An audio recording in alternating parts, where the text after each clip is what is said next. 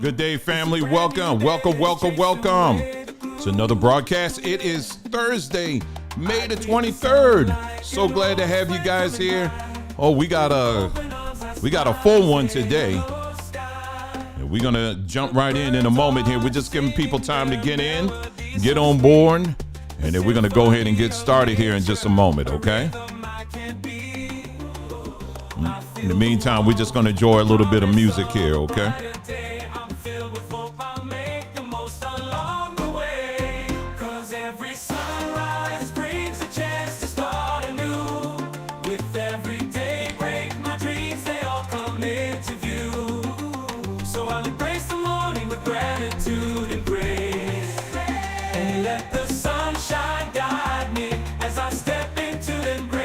Another day.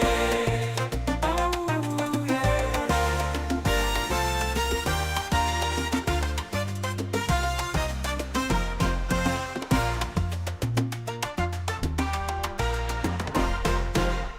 Good morning, sunshine. Welcome to my room. It's a brand new day. Let's chase away the gloom. I greet the sun like an old friend coming by. With open arms I smile and say hello sky. The birds are singing their melodies. All right, we're going to give it about another minute. And then we're going to go ahead and get started here. Another minute to go, and then we're going to go ahead and get started here, okay, as we dive in here on these important topics here. I was debating whether or not if I was going to go live today, and I said, you know what? Whatever. I saw this one story that was popping up on my timeline. I said, oh yes, I would love to talk about this. And if we open up the phone line, I sure enough would love to have some folks chime in on this one, especially if you're part of a fraternity or a sorority. You are more than welcome to join the discussion. But we're going to keep it respectful.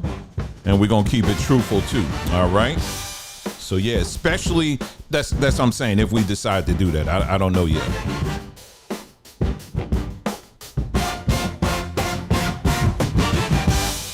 I'm almost ready, y'all. I got to work myself up here.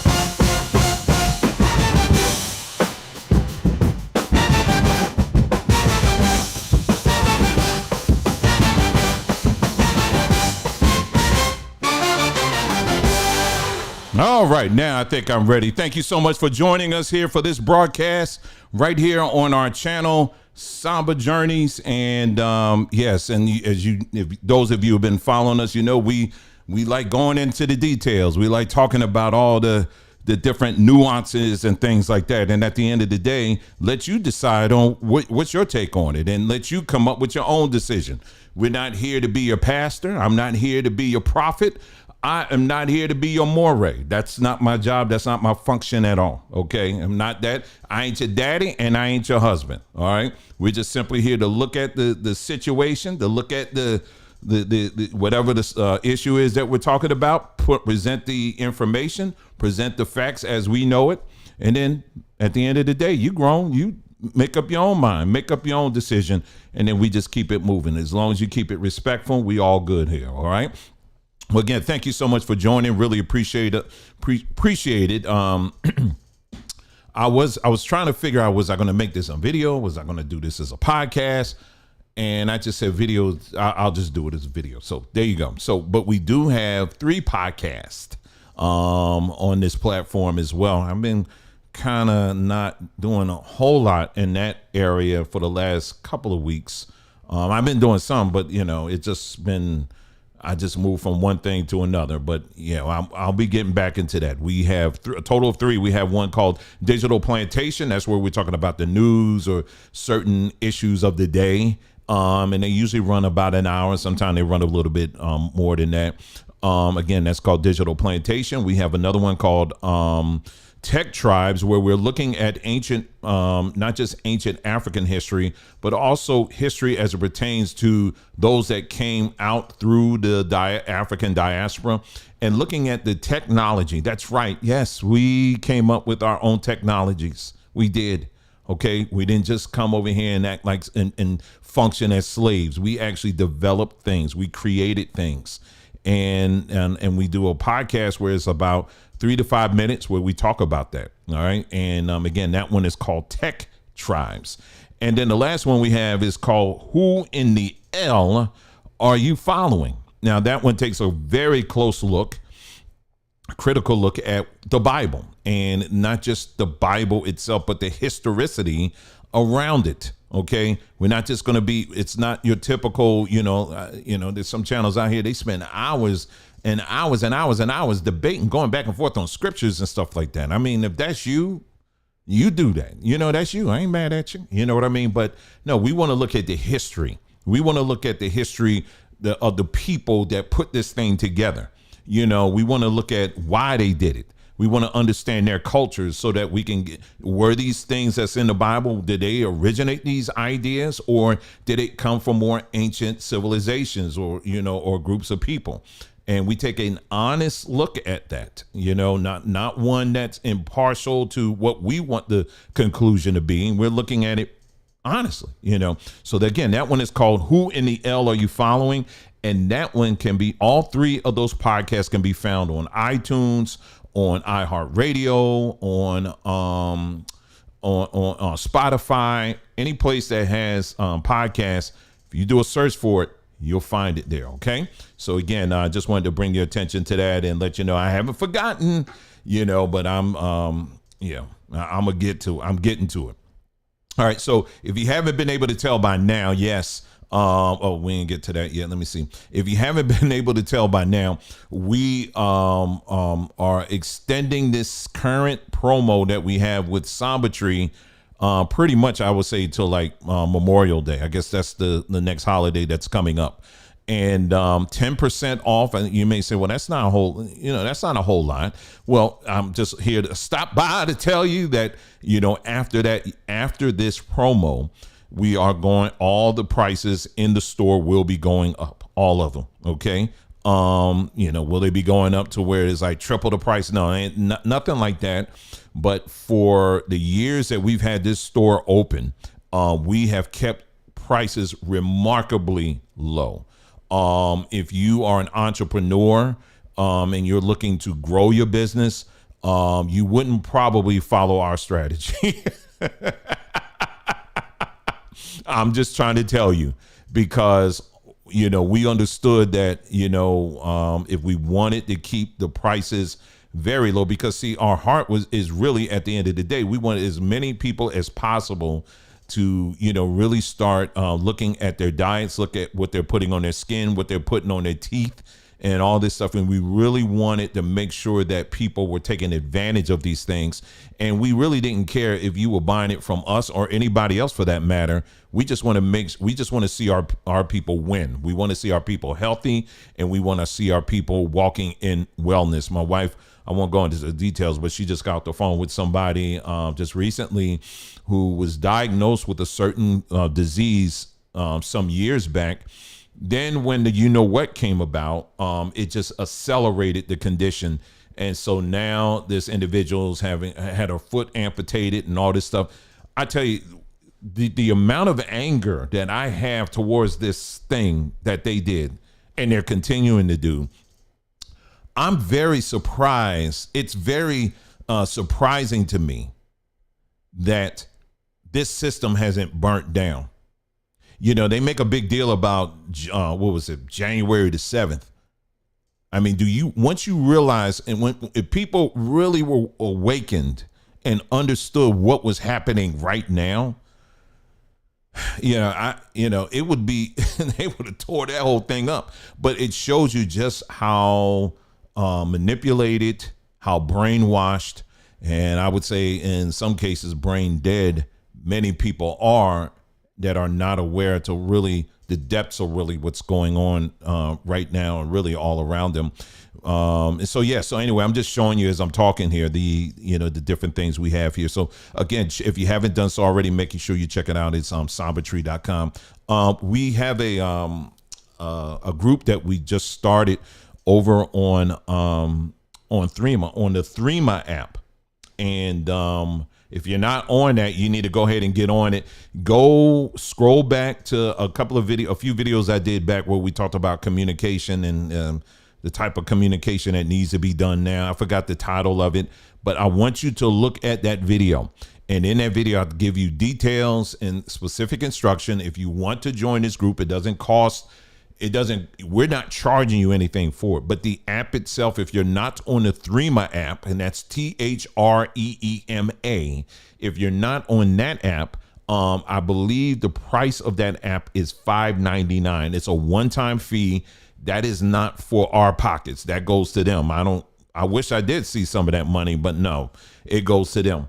And so, to that, once you get on that app, we have a group on there, and literally just about every day we're posting videos. We're posting the died suddenly notices. And we're focusing and targeting on our Black folks and showing you the receipts on what actually is happening now in real life. Things that we can't talk about on this digital plantation, but we can certainly talk about it for now over there. And we just put everything out. I was able to get my hands on a book, and it's a free of charge book. I just gave it away. And it's a lot of other information that we're pushing through. Even some of the people who are in the group, they're posting some things as well. And we welcome that. But this is a place where we can just openly communicate to, okay, and really talk about, okay, this is really what's going on right now, but not just focusing on the problem, but also laying out some practical solutions, things that you and your family can be doing right now. Because what we're not going to do is sit up here and just talk about problems all day.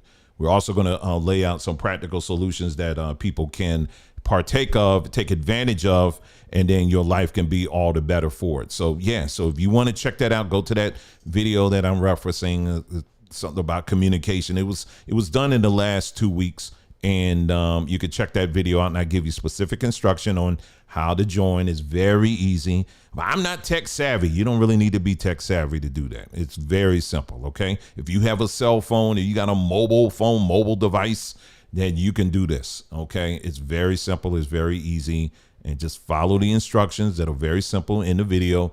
And, we'll get you right on in the group, and that's it. Okay. And, that's it. So I just wanted to talk about that. So today, what we're going to do is we're actually going to be talking about 2 stories today. I was going to focus just on this one story, but I said, you know what, I might as well use the time to talk about these 2 stories, put them together, because I did want to chat about this other story as well. So this first story that we're going to talk about is, dealing with this, many of you, or at least some of you, have heard of this story about this young Black lady who they caught a video of her, just beating the brakes off of this little white girl named Kelly. And, and so that video went super viral, all on social media and everything. And then the narratives that went along with that. And we're going to talk about that just momentarily. Then the second story we're going to get into ties into the sorority of Delta Sigma Theta Incorporated. You got to make sure you say the incorporated first part as well. Include that. Okay, and that ties into something we were just talking about the other day, America Inc. So anyway, so we're going to talk about that story. There's a young lady who joined that organization, and in about less than 30 days after she joined, she quit. And all of a sudden, they're just people all, and then she posted the reasons why she quit in a letter, which we have, and she posted it on her Instagram account, and people started losing their absolute minds over this. And it's very puzzling to me because what she's saying in the letter isn't like some top secret information. It's been out here, but we're going to look at it, and we're going to look at it from a wider perspective as well. All right. So we're going to look at those. That's the two things we're going to talk about today. And then, like I said, at the end, if we do decide at the end, I may open the phone lines up. And then if someone wants to call in and comment on any of these stories, you can certainly, we might have the opportunity to do that. Okay. So we'll see how it goes today. All right. So let's go ahead and open up here. And let's get to this first story. We're just going to go with the Daily Mail version, but you can go to, just about anywhere. So anyway, I can't play the video because anytime you play a video where people fighting, of course, YouTube is going to flag that and think you're promoting it. And it's like, no, this is part of the news story. But anyway, you can imagine they may have some screenshots in here. This is how the story was presented. Forget what you see on the screen right now. It was this black girl who was basically the video shows this black girl. You saw a little white girl. I just kind of showed you a clip of her on top of her, just beating the brakes off of this girl. Now, I'm going to tell you, when I first saw the video, I just shook my head because I didn't know all the details, but I'm just trying to tell you the amount of fight videos that come across my timeline. It's insane. And the majority of them, unfortunately, is us beating up each other. I don't look for this stuff. That's what comes across the timeline. And it's stuff that our people, unfortunately, are uploading. This ain't the Klan coming in and, and inciting stuff. And these aren't two black people wearing CIA issued masks like some of y'all will go there. This isn't AI. This is African individuals. Okay. If you want to say AI, this is African individuals, okay? Or American individuals, as some of y'all would try to put it. All right. These are real people that are uploading this stuff. Doing some of those dumbest and stupidest of things, committing crimes and filming yourself committing the crime. And why would you do that? It's crazy. It's like lights, camera, action. Look at me. I'm robbing these old people. Watch me punch this person out. And then you surprised when they catch you. Like the idiots that go to the Apple store and think you're going to steal all those phones and think you can sell them real quick or whatever and make some money. You're literally stealing tracking devices. Some people, the lights are fully on upstairs, but there's absolutely nobody home. That's an Airbnb. You got a full Airbnb up in your head. Ain't nobody checked in on that one. The lights, the AC running, all that, but ain't nobody up in there. The dog's next. The only thing you hear is a dog going, that's all you hear. But ain't nobody coming to the door. Nobody. For real. But anyway, so when I first saw this video, it came across my timeline, I was just like, man, like I always am when I see these, I don't like looking at these things. I just kind of, for the most part, I just scroll, but it just kept coming over and over again. And I was like, what the heck happened? And then I looked into it further, and the way the story was originally presented was that this girl, and I'll give you her name once we get into the story, basically met up with this white girl after school and basically beat her up, slammed her head against the concrete, and now she's in critical condition. She could die and all this other stuff. And people, it was pretty much people on the right, white people, were putting this story out, reposting it, and saying that this girl, she needs to be tried as an adult. These people, this, these black people, that, these black people over and over again. I start hearing all this stuff. And see, let me just stop here for a second, going back to just the other 99.9% of fight videos I see of us fighting in it. Another thing people don't understand is this criminality stuff that you post, excluding the video that we're talking about today. You should see the amount of racists out there that retweet this stuff and use it in their own videos. You're literally giving them the material for their own talking points and the stuff that they're putting out. They're saying, see, look at this girl right here. Like I saw this one video where this girl was actually in a restaurant, a really heavy set woman. And she just had a little blouse on and nothing pretty much on her bottom. It's a white family sitting at a table, eating their dinner or lunch or whatever it was. And then she starts twerking in front of them. Like no reason, just started twerking. And I'm sitting up here like, and it's like the people that do this stuff, you don't realize that information is taken and it gets duplicated literally millions of times across for so many different people for all their agendas. And this is why when I hear people all the time, they like to quote the Bible and say, you know, like the Bible says, we're going to be hated all over the world. We're going to be hated. We're going to be always hated by the people all over the world. Well, you're giving them the freaking information to hate you.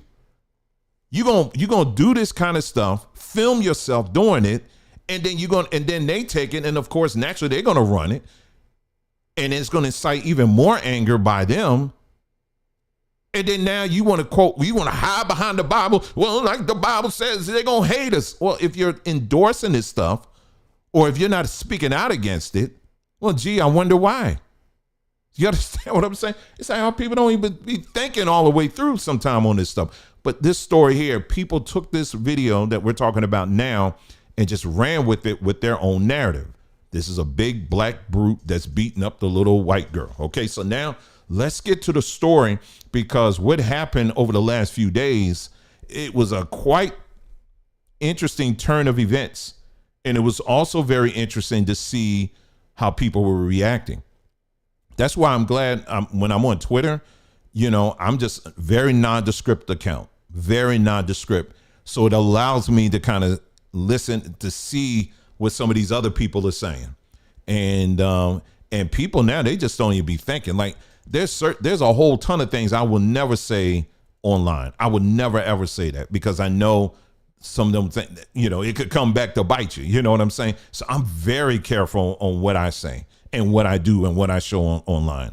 But a lot of these people, they just talk like they just in the bar somewhere, you know, maybe they are. But anyway, let's get to the story here. Okay, so this first story says, Kaylee Gain, that's her name, right? 15-year-old attacker will not be tried as an adult after court was told Gain is a serial bully who tormented her assailant. Okay, now Gain, again, this is her right here. Okay, so the court found out that she's the bully. Oh, wait a minute now. Wait a minute here. Hold on for a second. That ain't fault. That's not coming in alignment with the narrative. Hold on for a second. And man, you should have seen these people online. They were trying to do everything they could to skip over these details. But we gonna get, you know, we like details over here. All right, so it says the 15-year-old girl charged with brutally beating Kaylee Gain and leaving her in a coma will not be charged as an adult, a judge has ruled. The decision followed testimony from a juvenile officer earlier this month who claimed that Gain, 16, was a serial bully who tormented her attacker, Marnice Declue. Sorry about that. Marnice Declue. I want to make sure I'm saying her name right. It was also alleged that Gain initiated the fight and threw the first punch and was suspended for fighting another girl the day prior. Now, isn't this something? None of this came out until now. They had to take this to court, and they thought it was a slam dunk case. The big black brute beat this little white girl up. Now, you know, of course, I ain't down, you know. I don't have, you know, listen, I'm sorry. You know, you don't like seeing people getting severely hurt or anything like that, nor am I telling people to do that. Okay, so let's get that out of the way. But like I wrote in our piece on the community page, Kaylee just simply picked the wrong person. Okay, so you know how how we say, listen, I'm not the one. I'm really not the one. You know what I'm saying? That's what I'm talking about. Okay, so here we go. So on Wednesday, a St. Louis judge followed the officer's recommendation and decided that the case will remain in the juvenile court system. All right. And then here's the screenshots right here. And this is what everybody saw. All right. So I'm gonna keep scrolling because the YouTube people, and they ain't gonna get on me on that. Anyway, here we go. Gain made national headlines and saw an outpouring of support after footage of her confrontation with Declue outside their school on March the 8th went viral. In the clip, Declue was seen slamming Gain's head into the pavement, which left her in a coma with severe brain injuries, and she only began walking again 2 months later. Declue was charged with first-degree assault and has remained in the juvenile detention system as she waited to hear if she would be tried as an adult. But on May the 10th, months after the video circulated widely on social media, a judge heard testimony from the juvenile officer that went against the initial narrative of the fight. The officer cited both girls' school records. Okay, this what I'm talking about. When the truth comes in, the officer cited both girls' school records and said Gain was this is the white girl, was a serial bully at her school who picked on Declue before their fight and had been suspended the day before for another fight. So wait a minute, this little girl going around picking fights on everybody and apparently had a whole issue and was suspended. What's she doing up there? She's suspended. It was also recently revealed that Declue was an wait a minute. Hold on. Back up. Back up. It was also recently revealed that Declue, that's a black girl, was an honor student who skipped the 7th grade and has been said to have been on good behavior while locked up in juvenile detention. So even while she was in juvenile detention, she was still on good behavior. This was not a bad kid. The defense also produced several witnesses, including both girls' teachers, who revealed Declue never before had any behavioral problems. As the officer suggested, she had been baited into the fight by the serial offender. It was amazing to see this playing out on Twitter today. They literally left all of this out. Ain't this something? Anyway, let's go. Spanish teacher Richard Bly praised Declue as a model student who behaved well in his class, further revealing how her grades were so good, she had skipped the 7th grade and was one of the youngest kids in class. So they call her a model student. And look, let's keep on looking. All right, they got another nice picture. Now, by the way, the picture that I use in the post, unfortunately, that's the only one I was able to get my hands on. I can't find any other picture of Declue. But this one right here, now that you're gonna see all these nice little pictures of her right there. Oh, it's only innocent. Gain's stepmother. Now this is where they going to start telling you more. Gain's stepmother, allowed to stay anonymous. Why? Said during the same hearing, a terrible choice made by 2 teen girls to solve their issues through violence caused one to go too far with her bare hands and a concrete road. She detailed how Gain has had to relearn to walk and talk as she recovers from injuries, is still experiencing memory loss, and has been forced to wear a custom-made helmet to protect her brain. Now, I'm sorry, y'all. I'm trying to hold it together here. Now, if you read it and you think, oh, you just making fun, this is really serious stuff. She could have died. Okay, let me get through it now. Let me get through it here. Let me get through it. And stop interrupting me. I'm just playing. Okay. Declue's mother, Consuela Declue, tearfully added, "My family, my church, We all prayed for KG. They still praying for y'all. Anyway, I think my daughter's was just defending her. My daughter was defending herself. I don't think she had any intent or thought this would happen. We are very sorry, she concluded, adding that her daughter regretted the incident, but still was acting in her self-defense. Gaines' family, I'm glad so far they ain't throw this girl under the bus. I'm glad she didn't get up there and the mother didn't throw her daughter under the bus. I'm so glad she didn't do that, because you know some folks be doing that. And anyway, let me read this. Okay, we are very sorry, she concluded, adding that her daughter regretted the incident, but still, okay, we already said that, right? Gaines' family said she has improved considerably since the incident, but is still missing part of her skull and will need to undergo additional surgeries to have it reattached. Lawyer Brian Kamer, okay, I'm saying his name right, I don't know, wrote in a statement, while hospitalized, Kaylee underwent a craniotomy, whatever, which is a neurosurgical procedure that involved removing a portion of Kaylee's skull in order to relieve the pressure on her brain. The portion of Kaylee's skull that was removed still has not been put back in place, she added, weeks after the father of the St. Louis schoolgirl whose beating horrified much of the nation revealed she endured a childhood marred in drugs. Here we go with the tiny violins. Bring out the tiny violins, everybody. Clinton Gaines, 41, told the New York Post the pair had agreed to the fight, producing text messages between the two as proof. And look at it. Look, see all these pictures here? You just see that you got a little picture of her with her dad dancing at the daddy's daughter, whatever. Here's another picture of them sitting together. All right, here we go. Break out the tiny violins again. He admitted that a period of dysfunction and instability involving him and the girl's mother predated the footage, offering an account that somewhat coincided with the juvenile's officers on Friday. She was a normal kid, Clinton said, recalling how he and Kaylee's mother, April Nordstrom, were both addicts during her youth. We tried to give her some stability and structure, he went on, before conceding that she indeed suffered during those years.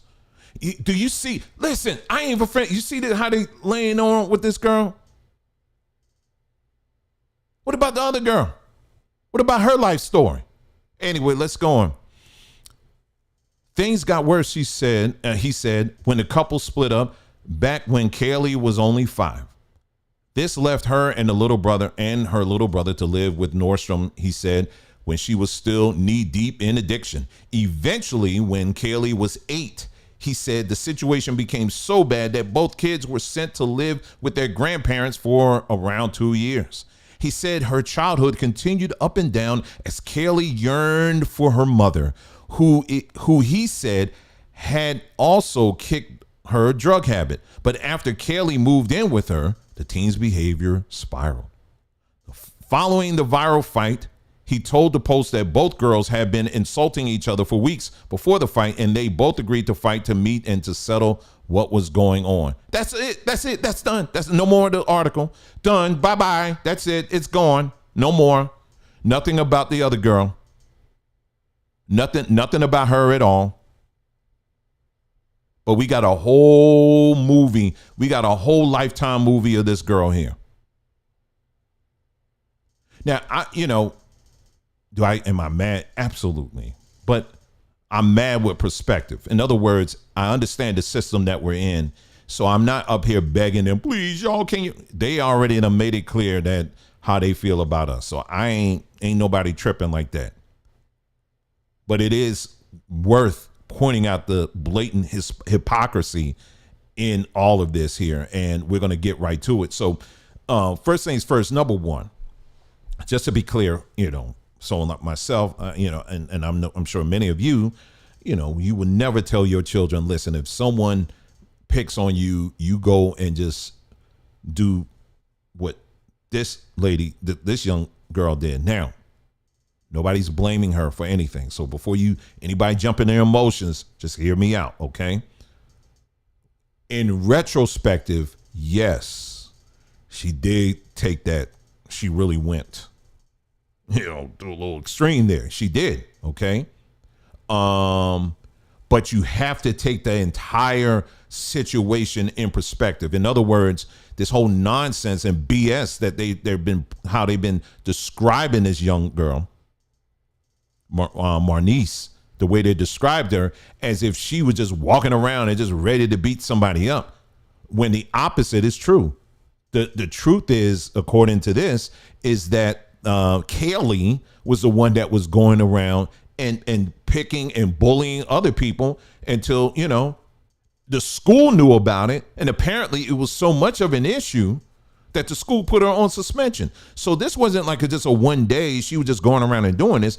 This girl has a history. She has a record of bullying people. I mean, basically the school knew about it and they waited, looking back now, a little bit too late to discipline her. And the parents, wherever the heck whatever they were dealing with, somehow just let the girl just go back near the school, which if you're suspended, some of you school administrators, you can help me out here. If a child is suspended, I don't think you're supposed to be at the school, on the school property. Now, they may have been like right outside of it, but still. I mean, if you're a parent and you kind of got an idea of something's going on, you still ultimately responsible for this. So let's keep that a whole buck. And so then the incident happens, and then so the way they're portraying, the way they are portraying is, as you can see now, it doesn't align with the truth. And the truth is, again, this young lady, Marnice, she just probably minding, from what it sounds like, she was just minding her business. And I don't fault her in defense. Like the mother said, this is self-defense. At a certain point, it's like, listen, if the school ain't going to do nothing, so the school ain't going to do nothing, the parents ain't going to do nothing, now it's on me. I can't tell you how many stories I've heard of parents for a long time, and I don't understand why they even let it go this far, where children are just getting bullied. Did y'all hear this story? It's a little white boy, got wearing glasses and all that. Little neat, look like kind of a nerd or whatever, right? And committed suicide. The boy was like 8 years old. What do you know about that? You know why he did that? Because he was getting bullied in school because of his glasses and you got big teeth. I don't even know how he committed suicide, but he did. And then they had the parents on, crying, which I can't even imagine that, the feeling of that, as a parent. And they were saying, well, we tried to tell the school, that he was getting bullied. And I'm really trying. Y'all hear me out. I'm ultra sensitive to stuff like that. Okay, so I'm not speaking rash here. But there was this part of my brain, I just have to say it. I'm sitting up here like, if you knew that your child was being bullied this severely and the school wasn't doing nothing, that why you didn't pull them out? You understand what I'm saying? And someone said, well, that may be easier than done. Listen, when it comes to the welfare of my child, no, it's all going to be easy for me. The decision going to be very easy. But you got parents that are just disconnected from all of it, from their children to this degree, where now you're leaving it up to the children to decide after school in the parking lot somewhere. And again, according to this story here, Marnice, she wasn't even thinking. I mean, she going about her business, and she probably got tired of seeing other students getting picked on. And then when she came around to Marnice's corner and she started messing with her, she said, all right, I done told you. I'm trying to tell you, there are many stories we can point to where you got people out there, they will give you fair warning and say, listen, leave me alone. I'm trying to tell you, I am not the one. And when people say that, you better listen, because see, people like that, they don't mind going to prison. You know what I'm saying? They don't mind at all. See, when you deal with people who don't mind going to prison, you better listen to them. You understand what I'm saying? They don't mind that.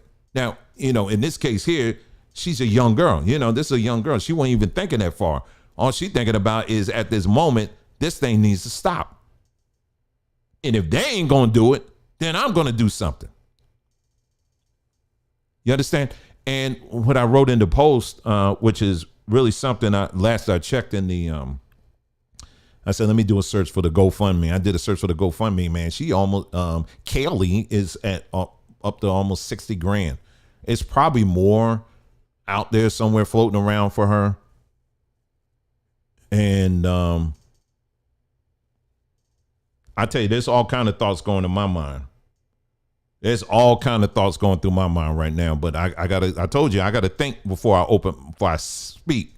But then I did a search for Marnice to see, did anybody do like a GoFundMe for her or whatever. I saw one, but even with those GoFundMes, you got to be very careful because sometimes people will just start one. If they hear of a story that is going viral, you got some wicked, evil people out there that will start a GoFundMe in the name of that person and then to be collecting all the funds and then be out, and the family will never see that. But the one I was able to find for my niece, it was like 3,000.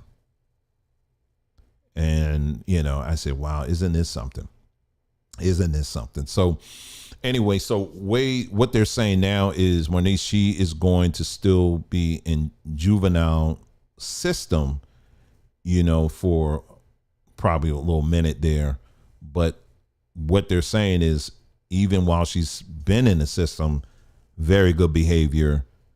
She hasn't caused any problems or nothing like that. And, if anything, keep her up in prayer. You know what I'm saying?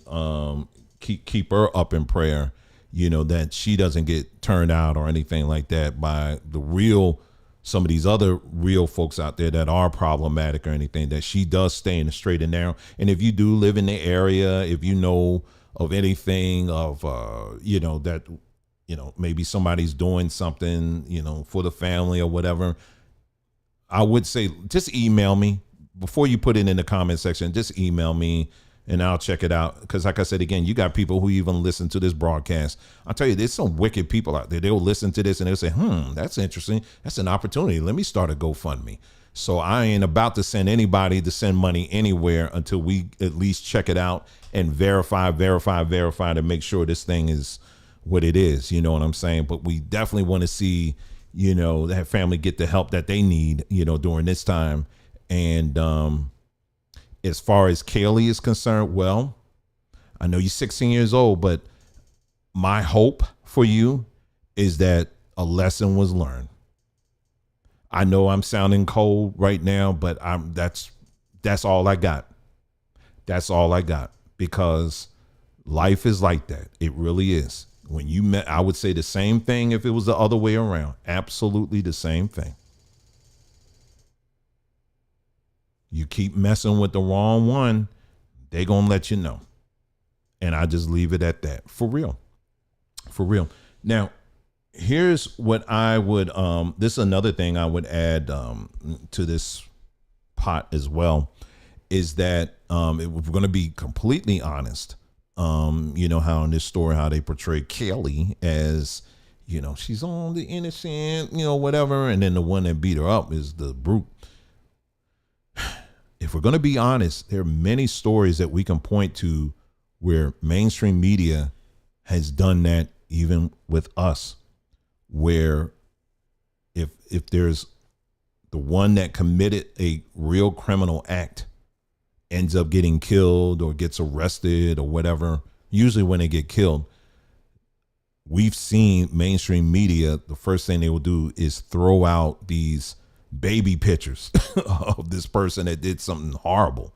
And they'll say, see, this is my little baby. He wanted to be a doctor. And it's like, yeah, but your little baby literally almost cut somebody's head clean off of their shoulders. You know what I'm saying? And unfortunately, people play into that and not being honest. You know what I'm saying? It happens a lot. It does happen a lot. If we're honest, we got to be honest with that. Mainstream media does that. Now, why does mainstream media do this? The deeper thing that you really need to understand is mainstream media in of itself is one psyop. And you're dealing with an industry that has studied behavior, the behaviors of people for centuries. Okay. They've done this for centuries, and they know exactly how to get people to react to certain things. And they know how to put a certain spin on stories just to get certain reactions, because they are 100% interested in creating two sides that are constantly going at each other, because that formula works for just about everything. I mean, when you look at guerrilla marketing, for example, guerrilla marketing is just an aggressive way of doing marketing, if there's a product or a movie or something like that. You know, sometimes they've taken guerrilla marketing way too far, where it really causes this major disruption, you know, in real life, you know, of people taking one side, the other taking another side. And then it just, you know, but what ends up happening is, while people are talking, sales are being made through the roof, because the end game is buy more of our papers. Well, we're in the digital age right now, so it ain't really people buying papers. They're sharing links. Do you understand what I'm saying? And the more links are being shared, they're making money off of that. And they know how to target Black people. They know exactly the mechanisms and the timing of it. This is something that I'm going to say personally, I have studied for years, and this goes beyond what we're doing here on YouTube. I have done this. I've been studying this since, I would say, the late 90s, early 2000s. I've been at this for a very long time, and I've seen constantly the loops that they always, how they market to certain people. And a lot of times they use certain stories to do this. Even when you look at a lot of these stories right now, where a lot of these cities, you're seeing the crime rate going through the roof. You know how San Francisco, you hear about San Francisco. Oh my God, the crime is just out of control. It's putting all these businesses out of business. Oh my goodness. And then they're always showing Black folks, going in there and taking stuff. And here's the irony of it, which is crazy. Now, if this is a civilization, now walk with me a little bit here, okay? This is simple. You should be able to follow along. If this is a civilization, aren't you going to have civil laws? In other words, if you're trying to maintain a civilization, you're going to pass laws that are going to enforce civility, right? Right. So instead, what we're seeing, not just in places like San Francisco, but literally all over the country, where laws are being lowered, where now they're telling businesses that, well, as long as the product, if they stole $500 and less, then it's okay. You can just let them go. You can let them walk. Target has something. I think it's, if you steal, now y'all don't get any ideas out here. If what you have stole collectively from Target equates to $1,199 or less, they will not do anything. They will take note of the times that you have stolen, but they won't do anything. I don't even think you'll get reported to the police. Like I said, don't be getting any ideas out here. So this is the bar. So if they catch you stealing in totality that amount, and that includes even if you go to a different store. Let's say if I said today it's going to be Target Day, honey. We're going to go to this Target on this part of town, then we're going to go to that Target over there, then we're going to go to that Target over there, and you just hit all the Targets, and let's say you just do that, and you do that for a month, and it comes out to like $1,000. Well, according to their own store policy, they won't do anything. They'll take record of it. And how do they take record of it? Every person that walks into a Target store, you are being tracked. It ain't just a little camera in the corner. They're tracking everybody. And the AI technology that they're using can tell kind of sort of, okay, he knows how he putting that in the cart, kind of funny. That's why sometimes when you go through the checkout, you'll have the checkout person that's kind of running the self-checkout area. They just randomly come up to you like, hey, how you doing? Let me do this for you. I know you're tired. It's a long day, ain't it, honey? Let me go ahead and scan this for you and all that. What they're doing is that AI system has told them, hey, listen, you need to go over that boy over there, because based on our flags right here, he might have stolen something. That's why they're coming up to you. They ain't trying to do that because they're being nice. That's the system telling them to do that. You thought it was just a random thing, didn't you? No, that's how it works.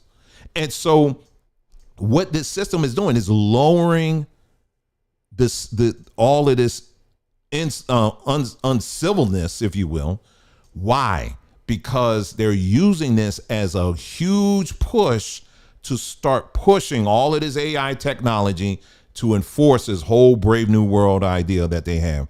And boy, oh boy, it's coming. And we'll get into that because the next release of AI, we're going to talk about that as well. But my point of the matter is this. Oh, and I want to mention this too. Speaking of the news, as we're like still dealing with the news situation here, Chat GPT just signed a contract with, I forgot that it's a major news organization. So it's a done deal now. Our news and all that now is going to all be coming through AI technology.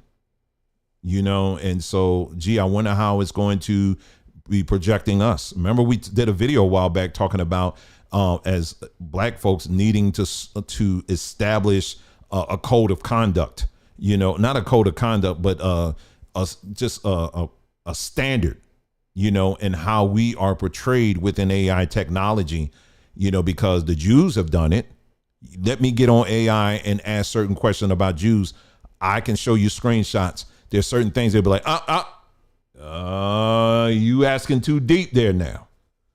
I may need to put you in timeout. You asking too many questions. But let me go in there and ask about Black folks, and it'd be like all day.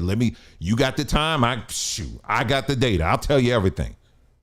You know what I'm saying? So anyway, I want to get too far off on that, but you know, just as far as this story is concerned, because we're looking at, like I told you, just from different angles here, and how even the technology that's coming out now, it's all being set up to, as long as people are playing their key roles, you know, going back to the 2.5 hour video we just did, as long as people are staying in their key loops, they're using that information to start pushing their next agenda.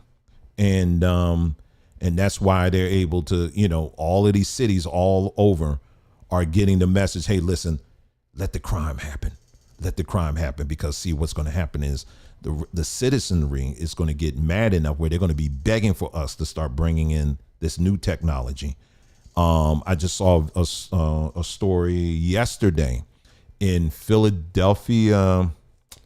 I can see the section of Philly right now. I can't remember exactly where, but you have, it was a Black assemblyman who said, we're going to start closing these local restaurants and these stores. We're going to start closing them down early because the crime is so high.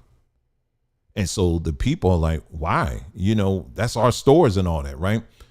And so it's going to impact local businesses. And these are businesses ran by, you know, Mexicans and other Hispanics and Black folks and stuff. So now they're going to be losing a lot of money. Instead of this assemblyman saying, hey, listen, we need to get some cops in this area to enforce civility.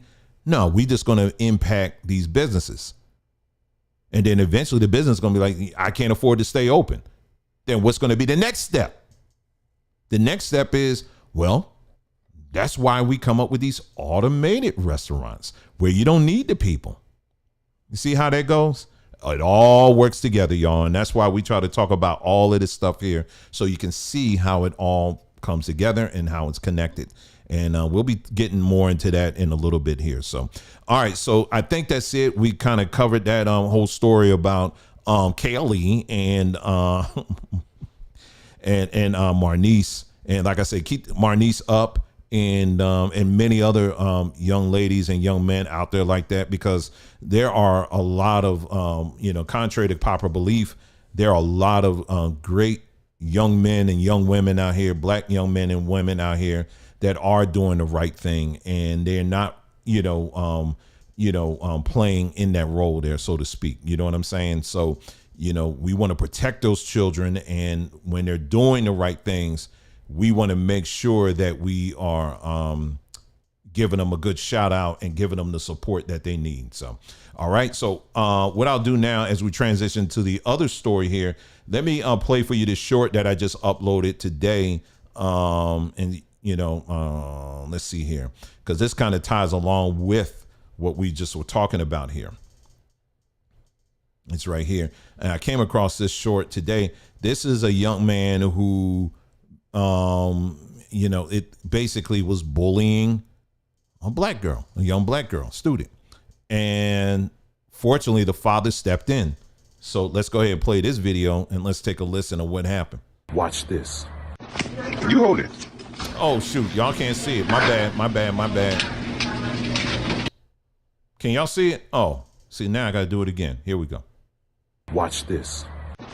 You hold it.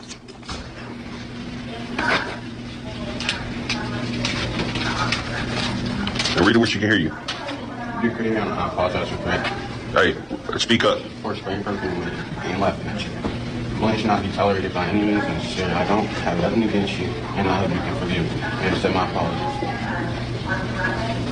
If not, I truly understand. Just want to let you know, you're cool and talented. Now, what I know what I did was not cool nor funny. But I hope you can forgive me and it won't happen again. Thank you. Can you forgive him? All right. Careful. Thank you. Show her what you got. Really? That's why you pull it out. Got you a good Carla. Oh, that's awesome. There's another one in there. Oh, here. So there's another one over there. Believe it or not, there are some black men out here that are handling business. Good job, Dad.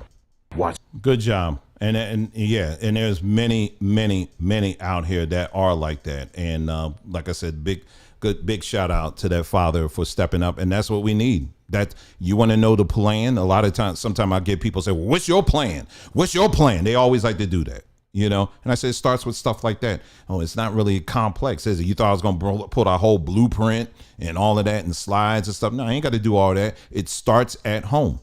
Simple. It starts at home.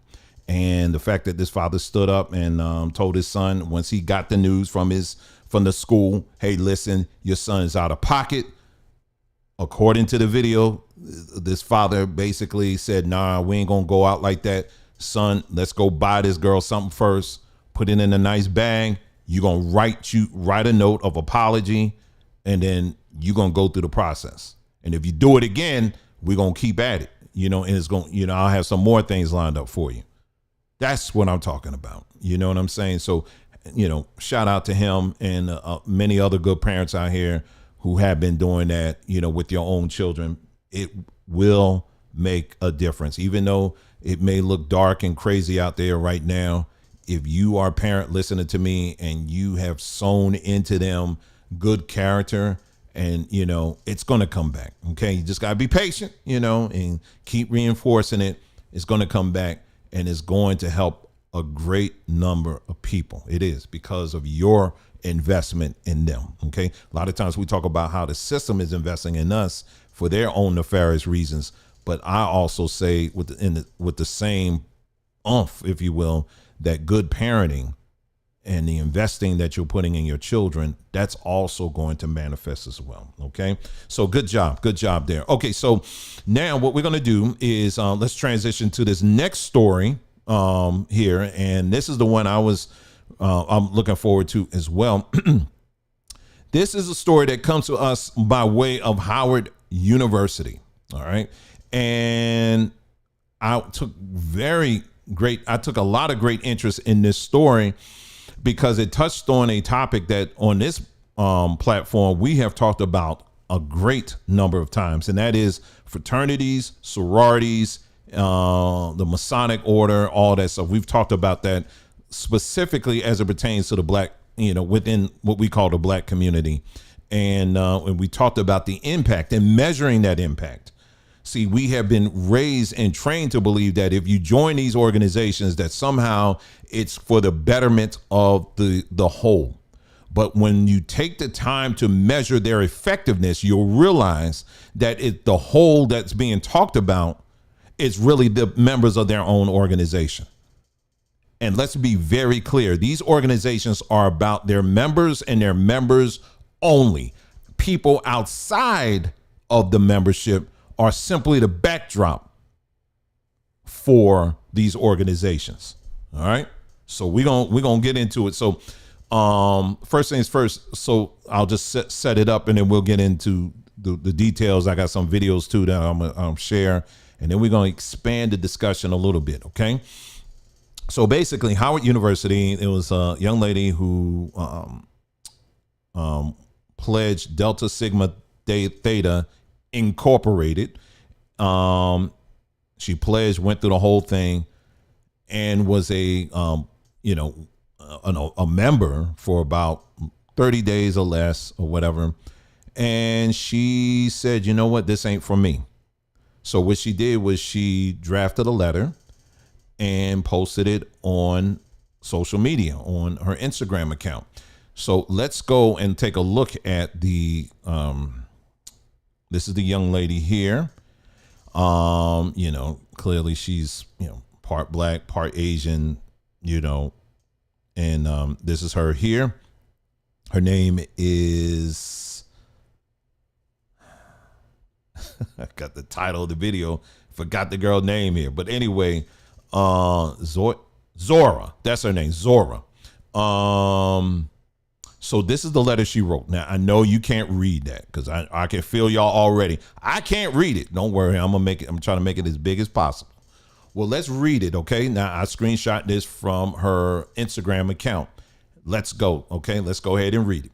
All right, greetings to whomever it may concern. I hope this letter finds you well. My name is Zora Sanders, a rising senior at Howard University. I am a spring 2024 initiate of Alpha Chapter Delta Sigma Theta Sorority Incorporated. I am writing this letter to inform nationals that I have officially renounced and denounced membership in the organization. As of May the 1st, 2024, I have informed Alpha Chapter of my decision to depart and have appropriately given all paraphernalia or anything affiliated in any capacity back to the members of the organization. All right. Before I was invited to join the organization, despite all the research and information I had gathered, I was not aware of the specific requirements needed to become an official member of Delta Sigma Theta Sorority Incorporated. As I detail these requirements, I want to emphasize that they were my non-negotiables from the beginning, and that while I did initially compromise on them, this is not something I am willing to continue compromising on under any circumstances. Pyramid pinning and the induction ceremony. For both of these ceremonies, there were quite a few things that occurred. In order to continue with membership, I had to go to a ceremonial table, kneel down and recite 2 different oaths regarding my now lifetime commitment to Delta Sigma Theta. Prior to going up to the ceremonial table and reading the vow, I vividly remember the president stating that the oath I was about to take would follow me until final judgment and are now obligations that I can never be freed. Okay, so this ain't just some social kind of we just getting together and have some tea. Okay, so they're letting you. So she's telling everything she's written in this thing. I'll just kind of get to the crux of it. There's nothing that she wrote in here that's like surprising because it's all over the internet anyway. Not just this letter. I'm talking about other people. There have been many people that have come out of this organization, and everything she says, it's the same thing. But anyway, let's continue. It says, now you are about to, now this is from their ritual book. All right. This is from their ritual book. Now you're about to take upon yourself vows and obligations from which you can never be freed. They will follow you to the final judgment. Before we proceed further into the ceremony, I shall ask each of you by name to affirm that you of your own free will and accord seek admission into Delta Sigma Theta sorority by saying, I do. And this is on page 210 of their ritual book. By definition, a covenant involves an agreement or promise sworn by an oath between two parties by which they swear allegiance to one another. In order to become a member, I had to make a pledge, swear an oath of allegiance, and perform a ritual ceremony that involved kneeling, bowing at an altar. Now, and then she goes on. She mentions she's a Christian. And she says, as a Christian, God tells us in the Bible, Joshua chapter 23, verse 16, when ye have transgressed the covenant of the Lord your God, which he commanded you, and have gone and served other gods and bowed yourself to them, then shall the anger of the Lord be kindled against you, and ye shall perish quickly from off the good land which he hath given unto you. And then she also quoted 2 Corinthians chapter 5, verse 10, tells us that we must all stand before Christ to be judged. This oath I took as a new initiate will follow me to when I appear before Christ to be judged. Why? Because it is a covenant that's how covenants work in the spirit realm. Okay. All right. So she goes on to say this altar. This is called a ceremonial table, but it is an altar. By definition, an altar is a table or place which serves as a center of worship or rituals. On this table, there were candles being lit, the vows, the torch of wisdom, the book to sign our names in, etc. The candle is burned to symbolize what the goddess Minerva represents. We'll talk more about that. Centering false gods, deities, in this case, the goddess Minerva as the foundation of an organization and initiation of its new members is a type of worship. All right, let's go on to the next one here. More of her page here. Let's go right over here. And she says, worship, the feeling or expression of reverence and adoration for a deity. God makes it very clear to his children, that there's only one and living God, and that is Jesus Christ. His first commandment, thou shalt not serve no other gods before me. Exodus 23-6. You shall have no other gods before me. You shall not make for yourself an image in the form of anything in heaven above or in the earth beneath or in the waters below. You shall not bow down to them or worship them.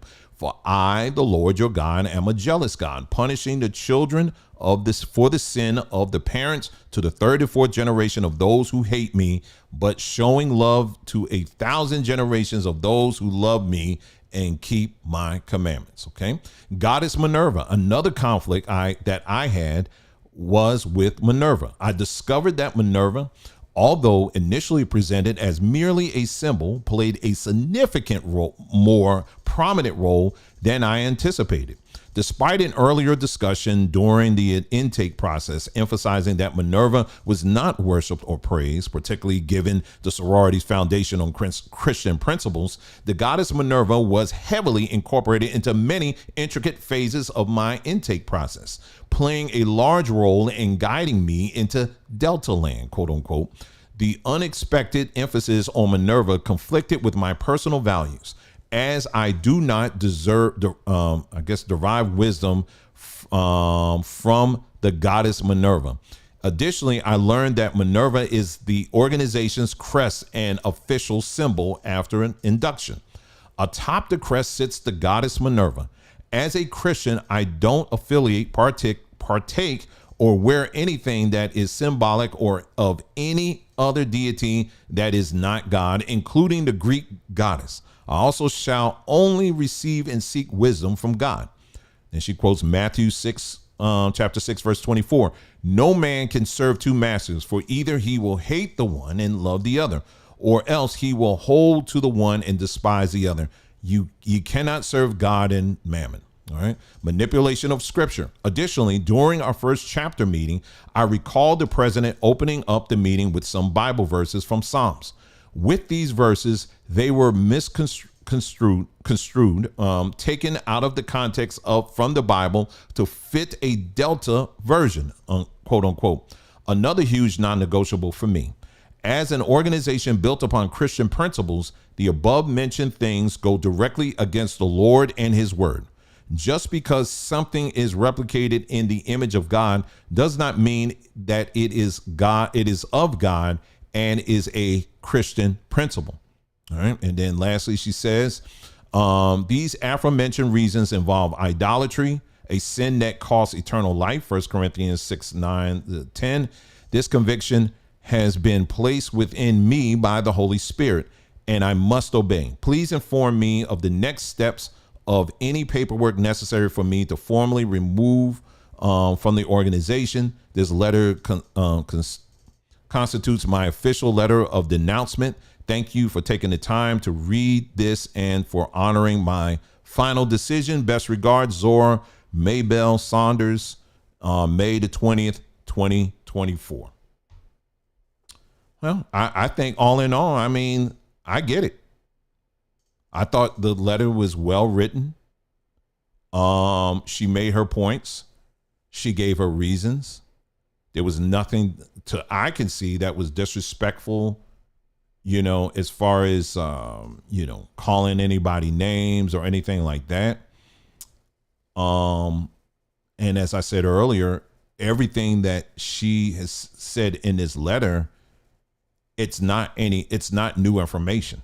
I mean, I'm talking about to the general public. So anybody that is in these organizations, you think that she leaked some secret stuff. I hate to tell you that perhaps you need to upgrade your internet from AOL. Okay. Because the internet is a much wider place. Okay. And, yeah, you're going to find that all of this and then some has been freely on the internet for a very long time. In fact, for some of these organizations, I have their whole pledge book. It's not because I'm some secret spy and I was able to sneak in their home, whatever, and was able to get it in the middle of the night. Man, I just went online and found it. Some of y'all dummies, your own dummies, uploaded that online. Y'all did that. You can find this stuff online. So what she's saying is light to me. I mean, it's not really, she literally ain't saying anything that's new.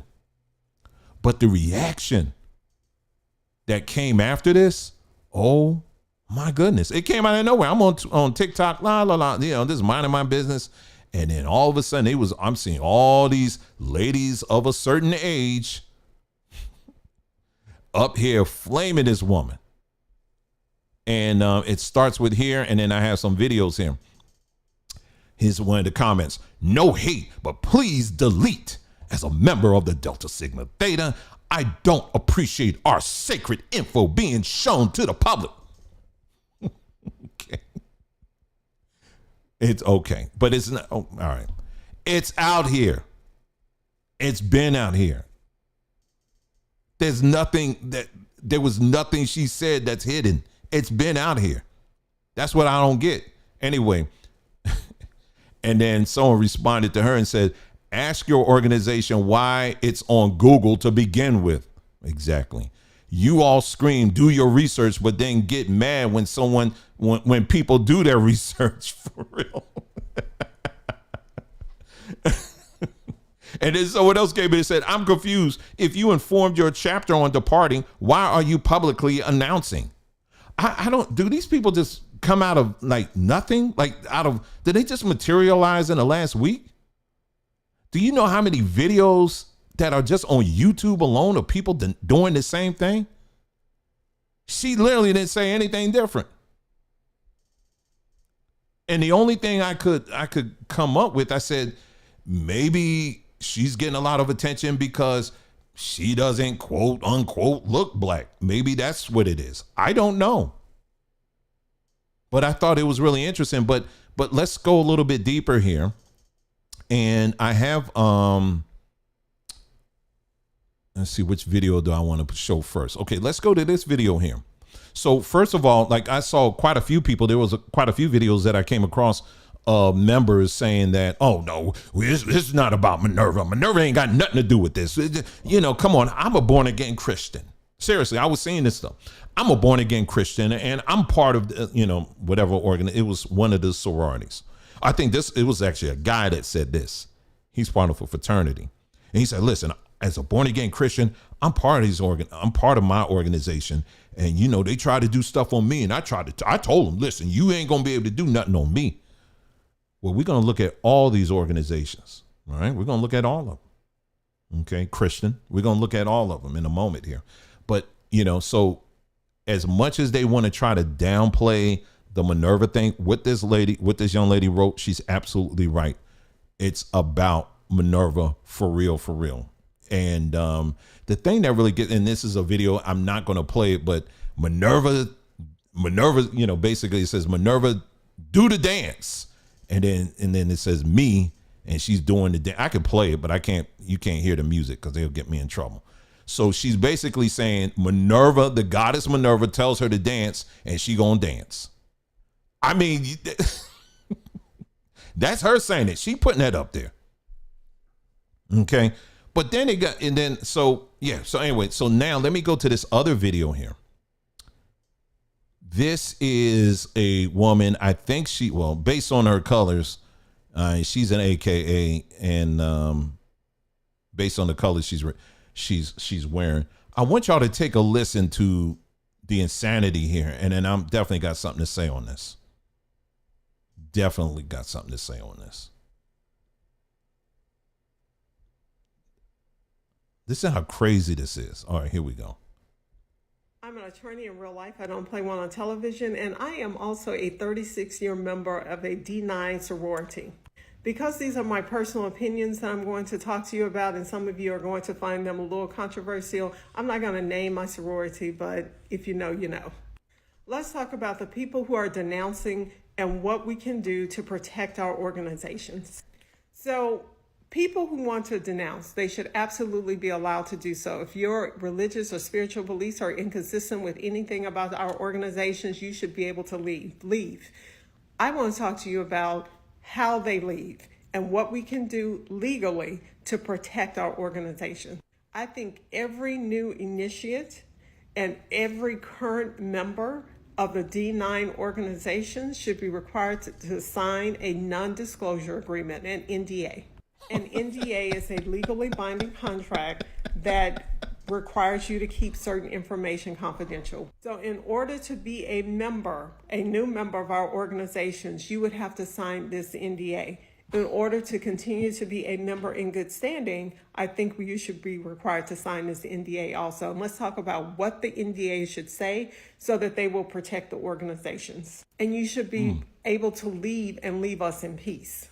So these are the things I think should be in the NDA. Number one, if you decide to denounce, any correspondence between you and your national office should remain confidential. You cannot go and publish your letter or anything they send to you on the internet. Number two, you cannot reveal any confidential information about the initiation process or the rituals that you gained because you went through the process to anyone.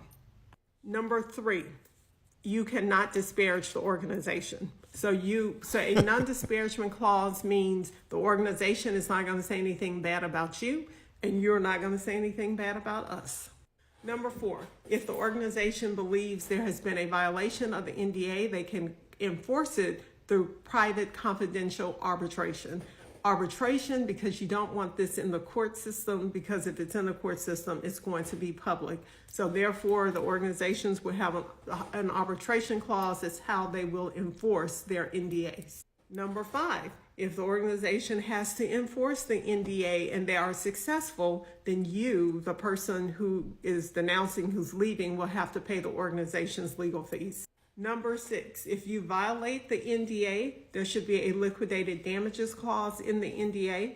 That would be a set amount of damages, money damages, that you would have to pay to the organization if you violate the NDA.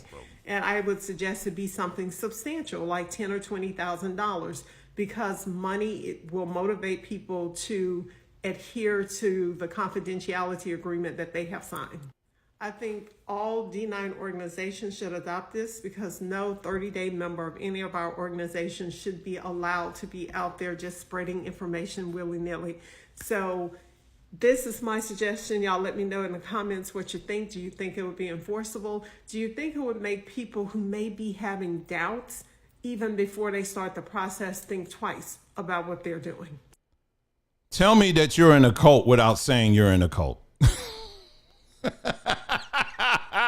What in the world? Number one, if you're looking for an attorney, don't go with this lady. Don't go with this lady. If you're looking for an attorney, don't go with this woman here, okay? An NDA, number one, this particular issue here, let's just talk facts. Like I said again, and I've been repeating this over and over again. The information that she shared in this letter is already out on the internet. It's been out there. There's nothing that she said that's a hidden thing. There's nothing at all. It's not a secret, as much as you may want to say that in the theater of your own mind. You think that nobody out here knows what we do. It's been out here. So that ain't even going to stand in court.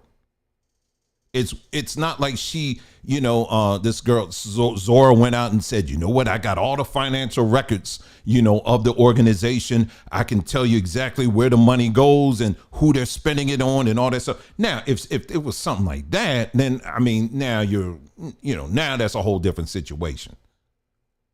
But it's nothing at all that's critical to the operation of this organization that she expressed in this letter. There's absolutely nothing in there. And that cannot be proven in the court of law, especially when this information has been out here for years by multiple people.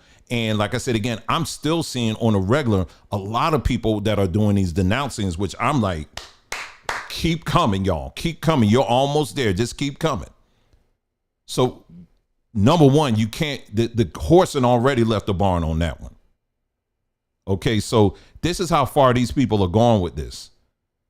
We got to get, and I think the organization itself actually put out a message saying, instructing their people, their members, hey, listen, don't engage with her right now. We're actually talking with our lawyers right now. And I'm sitting up here like, what? Lawyers about what? What did she say? I mean, if it's all nothing, because it's really, that's all it is, a bunch of nothing. That is very concerning as far as I'm concerned. Now, let's take a look here even further here. I got some more stuff here. Now, we're just getting to the basic stuff of the things we have. We got a ton of things. The sororities and the fraternities, I've been following these folks for years on many levels. Okay, so none of this is new to me, but I want you to listen to this lady here who said that she was part of Delta. This is just one, but you can do a search on YouTube. There's plenty of stories like this. Listen to what she's saying. Listen to her experience. I was the number 9. So the 9s that came in the line like before me, that pledged before me, they would be the ones that would be on me, like calling and stuff, and they would have my number.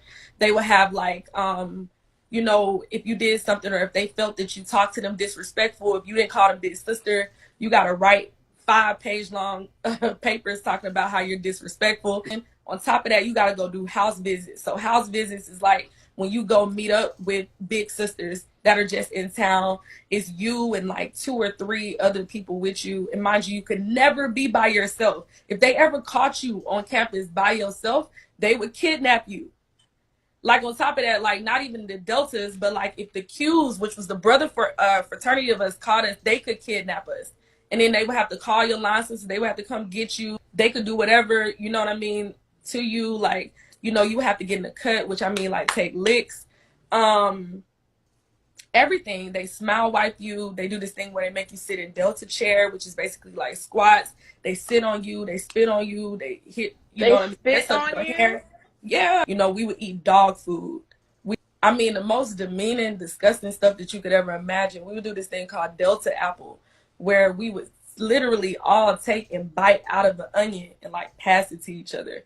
If you ever got an attitude because of something that they did to you, it's over with for you. And you should see some of the comments on here, like people still trying to defend it, saying, well, you know, that may be your experience, but that wasn't mine. Where is it, right? Is it down here? Oh, yeah. Here we go.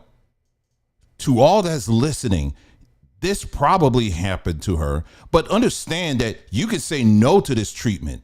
There is no hazing in the Delta. Oh, really? Okay.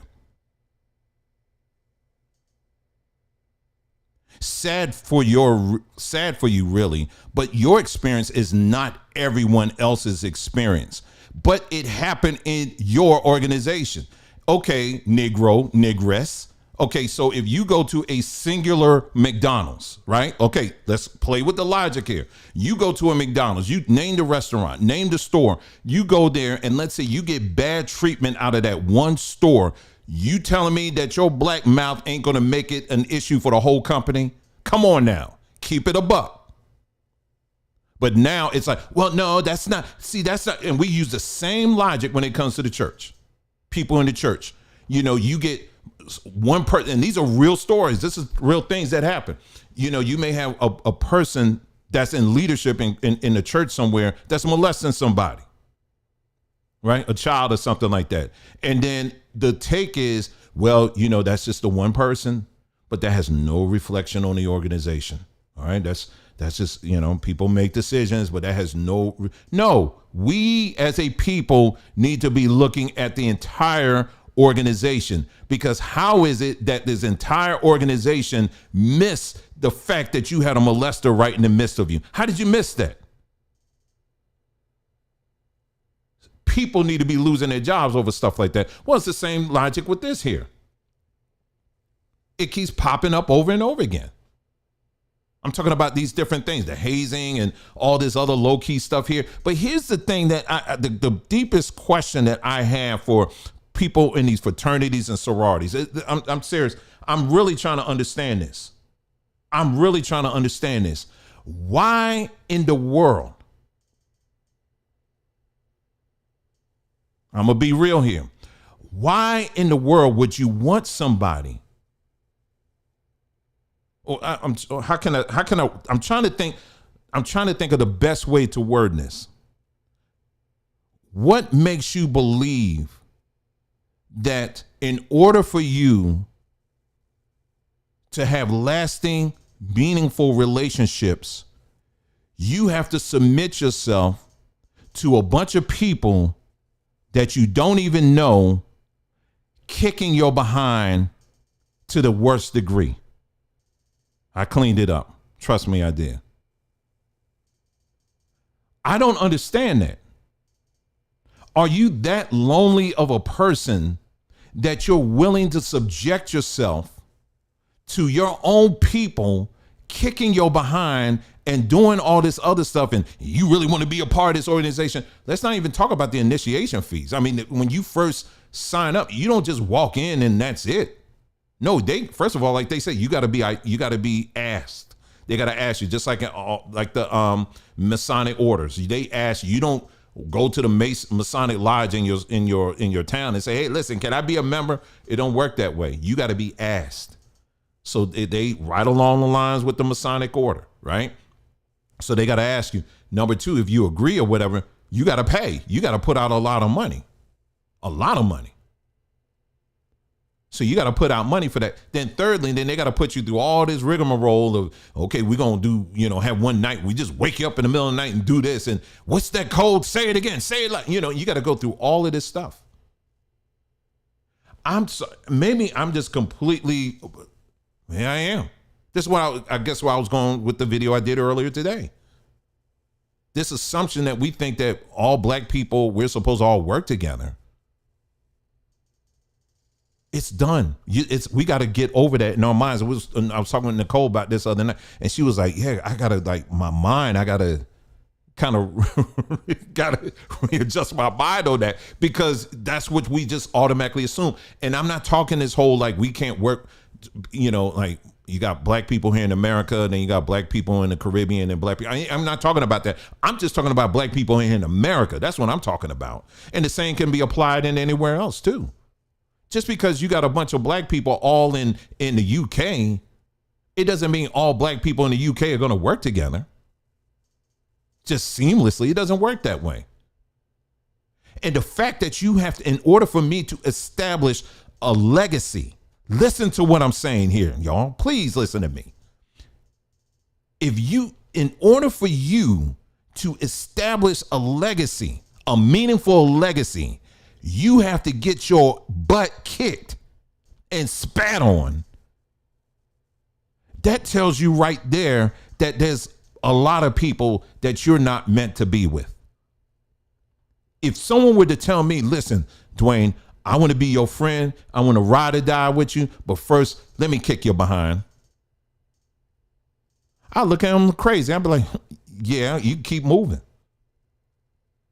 But what these organizations tell you is that in order for you to be a part of them, this is what you got to endure. Like someone just said, that's abuse. That's abuse.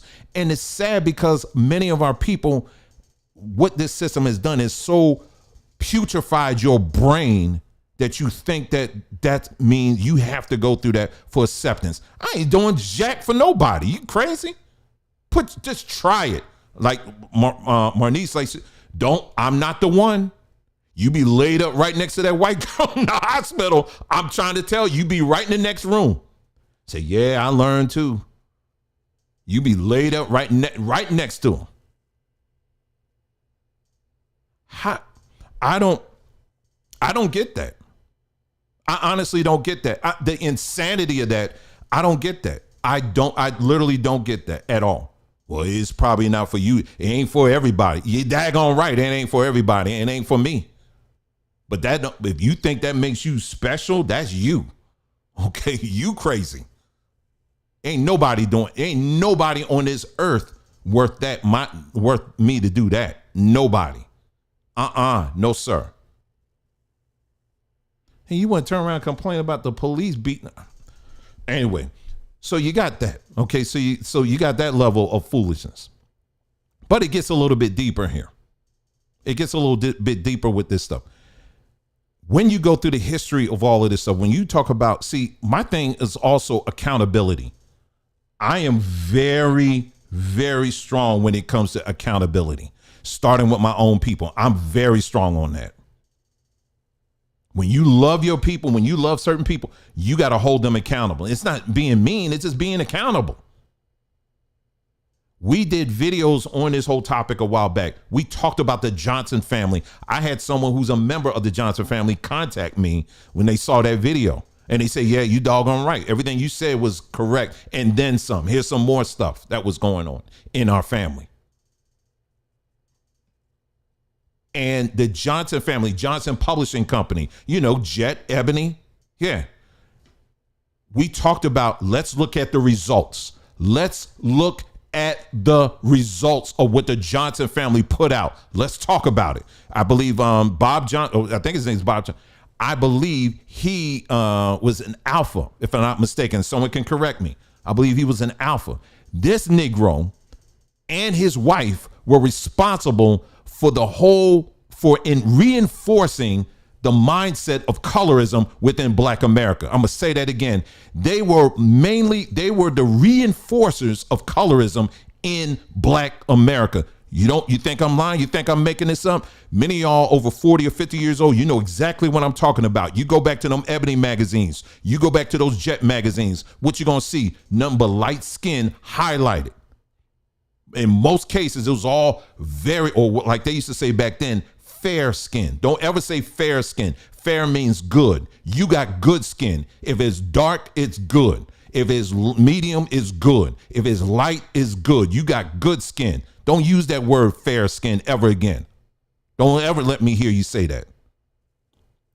But the Johnson family, they put this and buried this in the minds of Black folks that light is right. And then you go all through their magazines, even in the ads and stuff. Go all in the back. Go in the back especially. They got lightening cream, skin whitening cream, skin whitening cream. See, you think some of y'all younger Black folks, you think that was just something that they just doing over in Africa somewhere. Or they're doing that in the Caribbean. No. You know where they got that from? They got that from right over here. The Johnson family, they were the platform that was used to push this whole narrative that light skin is better than darker skin. They pushed that. And these are fraternity, sorority, and boule people that was pushing this stuff.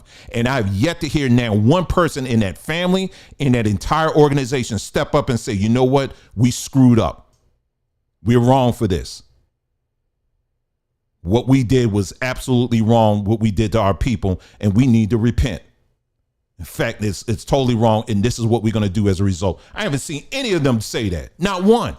I haven't seen that one of them come up and step up and apologize for that. Do you understand how much damage that is done in the lives of little girls in this country, black girls in this country? And then some in black boys too. But the light skin, dark skin thing, it really, I think, had a more severe impact on the ladies, quite honestly. But that's what they pushed. They pushed that. Don't give me that, the white people, they start, but you enforced it. And this is all boule. This is all them doing it, okay? Let's continue.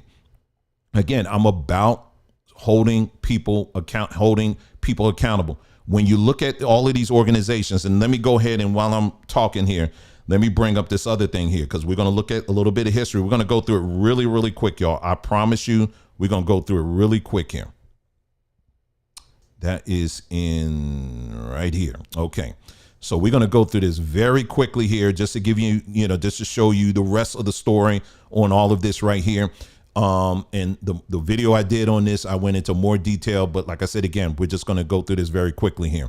Kappa Alpha Psi. Okay. It says take oaths at the sacred Delphic shrine, the god Apollo, AKA the sun god.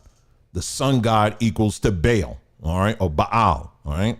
They are worshipers of Baal. Now, they will probably, the members will tell you, oh, we don't do that. We love Jesus and we read the Bible. But why is Apollo or the sun god on your seal? Why is that something that you guys acknowledge? So let's not even go there with that. All right. And then these slides I'm showing you, these were done some years ago. Okay. So some of these people have been dead. Okay. But I'm just going through very quickly some of these things here. Now, Vernon Jordan, he was a DC power broker. Now, this dude, I think he's dead now. But when I tell you, he wielded a lot of power in DC, a lot of power, where you had the Clintons coming to him and asking them for hookups and stuff throughout the city. All right. This is all going to add up, but I got to go through this quickly here, but I'm just trying to show you all of this. Kasim Reed, some of y'all in Atlanta, y'all know he was the former mayor of Atlanta. Tavis Smiley, he was the voice of black news at one point. And, he's got his own radio station out in LA, I think now. So, but anyway, let's go on. Worshippers of Basset. This is Zeta Phi Beta. Zeta has been written on your hearts and minds. You are now ready to receive the light of Zeta. I got all this information from their own stuff, y'all. Like I said, all of this is online. Basset is the goddess associated with ZPB, with this organization. This goddess is known as the devouring lady. This is what you pledge into. The devouring lady. Oh, well, we just put it there, because we like cats. Yeah, whatever. Let's go. And here's some of the members here. Again, these people probably done dead and gone, or maybe they're still around or whatever, but this is showing you something here. Louisiana Supreme Court, Burnett Johnson, Congresswoman in Indiana, Julia Carson, editor-in-chief, I forgot what publication for that, Danielle Melton. Let's go to the next one. I'm naming the organization, as you can see, and then I'm showing you some of the people, well-known people that was part of each of these organizations. Like I said, again, some of these people are probably dead and gone or whatever, but it still was very much true. All right. Phi Beta Sigma refers to applicants as neophytes, a new convert into a religion. That's what neophyte means. Instructs applicants to get on all fours and bark like dogs. Identifies with the god Horus. And who is Horus? It's right here. You can see him. They got that out of Egypt. So it's a combination of Egypt and Egyptian and Greek mythology stuff. The handshake, you see the handshake right there. That's a Masonic handshake. You thought that the dove represent the Holy Spirit. I think we actually talked about this before. This comes out of some of this is rooted in I believe that they get this out of Egypt, and it means something totally different than the Holy Spirit. So when you see in the Bible when it talks about, oh, the Holy Spirit came down like a dove, yeah, I guess it did, but that wasn't the Holy Spirit. That was something. Well, it was the Holy Spirit, but they got that out of, I believe it was Egypt. All right, and we went into, I forgot what video. We be doing videos all the time, but we actually talked about that in detail. Where the dove came from, and this all along with it. All right, let's continue. Here are some of the members that were prominent members at that time when I put this together. New York Congressman Adolphus Towns, John Lewis, when he was around, he was part of that. Huey Newton, he was a part of that organization. Al Sharpton, he was a part. He may have been like an honorary member. Notice the hand signs, what they're doing here. Again, they're all part of the same gang. All right, let's continue. Bill Clinton, he obviously was he wasn't line dancing. He was an honorary member. All right, so let's move on. A line marching or whatever they call it. Delta Sigma Theta, we've already talked about that. A woman who becomes a candidate for the sorority is under the shadow of Minerva, and in no way could we, the DST, offend one who is under her grace. This is what they put out. All right, this is their stuff. This ain't me saying this. All right, here's some of the people who are members of this. Hopefully you're seeing a pattern here that I'm showing you here. All right. Former EPA Administrator Lisa P. Jackson, Shirley Caesar. Yes, that Shirley Caesar, the gospel singer Shirley Caesar. She's an active member of this organization. Joy Reid, political commentator. Big forehead. Anyway, news commentator Soledad O'Brien. That's another one. Head of DNC political commentator Donna Brazil. This is another one. I'm showing you a pattern here. All right. Alpha Phi Alpha. All right. Here's another one. The initiation process, which includes blindfolding the candidates while he kneels and eats the food prepared by the gods for Alpha Phi Alpha men. All right. Let's see. All members shall say, behold, behold, as the candidate's blindfold is withdrawn and he sees Alpha Phi Alpha, the light of the world, in large letters over the altar. All right. And it's a little table, is an altar. This is their stuff. All right. Their god, the god that they center around is Osiris, the god of the underworld, which is the god, basically god of hell. Basically, that's where that comes from. Let me go back here. Sorry. Oh, okay. Let me see if I can make this bigger. This was out of a publication I got. This was in the Howard University magazine, if I'm remembering this now. And this is a screenshot I took out of this, and this is an older it was an older issue. It says school year 1978 to 79 was the beginning of a new era for Beta chapter with the induction of 17 new brothers. The new initiates, who called themselves the Disciples of Osiris, saw the light of Alpha Phi Alpha this past March. These dynamic young men are follows, and they name the people. So they're calling themselves the Disciples of Osiris. All right. Andrew Young, he was a member of this organization. John Johnson, I say Robert Johnson earlier. John Johnson, this is the guy over Ebony Jet magazine. All right. Thurgood Marshall, he was part of this organization. David Dinkins, part of this organization. Yes, you're right, Team Truth. He said Alpha Phi Alpha. MLK was part of the organization. That's right. Alpha Psi Phi, Q Dogs. Let's read it. This says the indoor ceremony begins as such. pages 13 to 14 in the ritual book.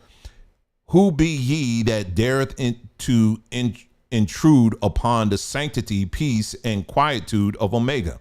And this is sincere admirers and friends of Omega, who have long hoped for and sought for an opportunity of aligning themselves with the forces of Omega. What further token have you? And it says there, and then it says the pledges of the fraternity, implicit confidence in Omega. You will now await the pleasure of Omega, before whom I shall lay your petition.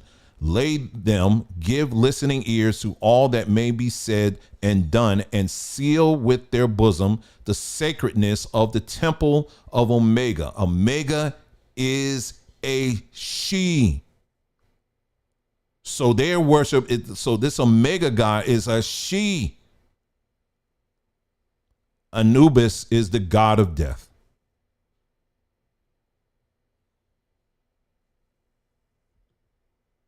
Steve Harvey, Tom Joyner, Michael Jordan, Kwame Mfume, Farrakhan, he's an honorary member, Ricky Smiley, Alpha Kappa Alpha, the AKAs, the Skiwees. To thee, O Alpha Kappa Alpha, we pledge our hearts, our minds, our strength to foster their teachings, obey thy laws, and to make thee supreme in service to all mankind. O Alpha Kappa Alpha, we greet thee. The goddess is Katesh. She's the fertility goddess of sacred ecstasy and sexual pleasure. Did you hear that? It's AKAs. This is their goddess. The fertility goddess of sacred ecstasy and sexual pleasure. Now check this out. She's standing on a lion. I've actually talked about this. It's funny how some of these things come full circle. This is Katesh. This is the goddess Katesh right here. You see my mouse going around here, right? Standing on a lion, which represents Canaan, or in some cases a horse. They said representing Israel. It could represent Israel. She is generally posed with the symbols of physical and mental intensity, sex, drugs, and brinkmanship of diplomacy. So the foundation of this goddess feat is Canaan. Oh, and everything comes back in full circle, don't it? Ayanna Van Zant. Kamala Harris. Yolanda Adams, Kathy Hughes, Suzanne Malvinos. She is I want to say either the girlfriend or the wife of the press secretary of Biden. And they have a child together. Toni Morrison, Sigma Gamma Rho. Page 9 of the ritual book. To thee only, Sigma Gamma Rho, pledge my life, my best efforts, and corporation. In thee I pin my faith, hope, and trust, so that the order of Sigma Gamma Rho shall be a beacon of light into all womankind, associated with the god Ma'at, the daughter of Ra. All right. One worship the goddess Ma'at by living a life in accordance with the highest principles of justice, order, and harmony, keeping in mind one's neighbors and the earth one had been given to tend. And that was, that's where I got the definition from that website there. And it says, all right, there you go. All right, so there you go with that one. And here's some of the members. Congresswoman Brown, Vanessa Bell Armstrong. All right, here we got Iota Phi Theta, worshipers of men. And that is not a stick in his pocket, okay? Its initiation process entails candidates being brought forth kneeling, forming a circle, kissing the sacred paddle, and drinking from the sacred cup. To conclude the initiation process, the new members sing the fraternity hymn, which in part states, Iota Phi Theta, to thee our hearts we bring. associated with the god Men, the god of fertility and sexuality.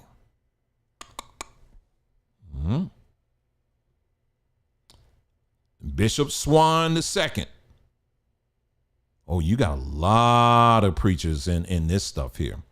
President of the Chicago Theological Seminary, Stephen Ray. Like I said, this is old, so I don't know if he's still in it or not. I think this was getting into some other. Okay, that's getting into something else there.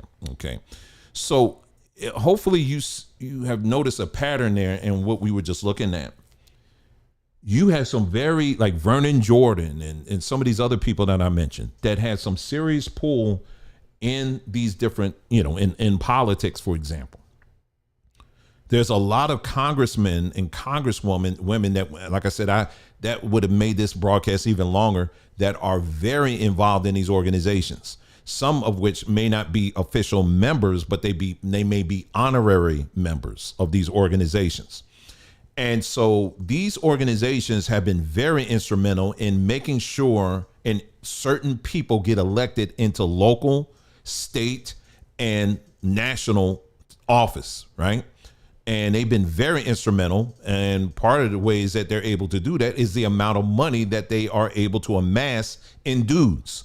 So when they collect all this due money, they're able to go up to one of their members that are running and say, hey, listen, this is what we want you to do. You're going to run. You're going to be our guy, or you're going to be our gal. You're going to go here and you're going to stick to this narrative. Now, what's very interesting, because like I said, I've been following this for years, especially in the world of politics, been following this for years. It's very interesting that these Black Greek letter organizations, for the most part, they are all pretty much Democrats.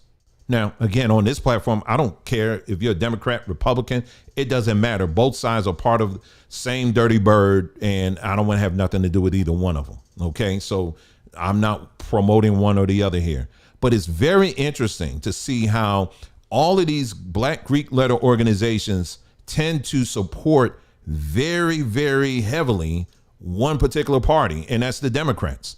So for an organization or organizations to say that they are for Black interests or claim to be a Black interest, as I said earlier in this broadcast here, they are really not for Black interests. They are for their own interests and use the greater Black community as their backdrop. Now, they'll tell you, okay, well, we do things for the community. We have book sales, we have cake sales, we support certain businesses, keyword certain, meaning our businesses of our members. We will do this, we'll do that, or whatever. They'll do little things, but they do just enough. But when you look at a lot of these individuals here, and I think I have other slides here too. Hold on for a second. What you will notice is that you remember if you didn't watch the other video, and I'm looking at my time on this one right now, and I'm hitting almost the 2-hour mark here. My apologies, but but if you took the time and watched that video, we talked about how everything in society is in its own loop. Everything, including people. Black people, they have us on a set loop. White people, they're on their set loop. Asians, so forth and so on. And in these investors, which are also storytellers, they are going, when they look at Black people, and we're saying the term Black people, they are actually looking at you as an investment. And so I'm just giving you a recap. They're looking at you as an investment, and those investors they have figured out the end of what you're supposed to look like in their minds. Do you understand what I'm saying? So they're going to invest in things and in people that's going to get them there. So that's why when you look at the collective of all of these Black Greek letter organizations, they are dyed in the wool when it comes to the Democratic Party, which means that there is no openness of thought. You can't go but too far. Like if you're a Black person and you're like, hey, listen, I'm getting a little bit tired of the Democrat Party because y'all keep telling us to vote for them, but we're never really getting nothing out of it. Well, there's no support system of these organizations that's there, to my knowledge, that will help you, will maybe explore that area and try to work and build bridges in that area. To my knowledge, there isn't any. They 100% back the Democratic Party. You understand what I'm saying? And so there's a certain narrative that they are going to invest in. So when you look at even the gospel singers that are on there, you know, they're always going to be singing songs. One day you're going to get there. One day we're going to make it. It ain't going to be now because you're going to have to die before you get any kind of relief. That's the blessing of being a Christian and following Jesus, is that only when you die, when you get some relief. But living on this earth, this earth is one big cotton plantation. You'll never get it. You'll always be sick. You got to depend on the doctors and, you know, all this stuff here. So they keep you on this never ending cycle of just self-defeat, your victim. But at the same time, as someone who lived in Atlanta, I can tell you firsthand that a lot of these people I have seen that are in these positions of authority, they're going to first and foremost make sure that their people get the job. If you're not a member, trust and know they ain't going to pick you unless they ain't no other, if their member ain't in the mix. That's how this thing works. And you're going to sit up here and tell me that you're for black people? You're about your people. And your people are the ones that do all this crazy stuff behind the scenes that now you scared and want to get lawyers and stuff involved and trying to get, you know, this is the foolishness. But I want to show you this video here because, like I said, again, when it comes to holding these people accountable, I'm very much there. This is a video that I came across here. Because when we say accountability, you know, we talk about the jab, right? And you had a lot of these preachers out here that were telling our people, you need to take it. Well, now you're starting to see a lot of people all across, regardless of color or whatever, coming out and saying, dang, I'm starting to suffer from this, that, or whatever. So my mind, I'm sitting up here like, well, okay, well, let's go to all these people that we're out here telling our people, you need to go get it. But we don't have there are many black folks, unfortunately, when it comes to holding each other accountable, it's like it doesn't happen. But I'm like, nah, all these people need to be brought into check. You know, so this is a video that I came across. This is the Deltas, and they were pushing the narrative. Let me drop this video in real quick. Take a listen. My why for getting the vaccine is to make sure that I can take care of myself so I can take care of others. My why is so I can continue to support and show up for my family and my community, and so that I can get to see my parents again soon. My why for getting the COVID-19 vaccine is to ensure that I'm doing my part to bend the curve.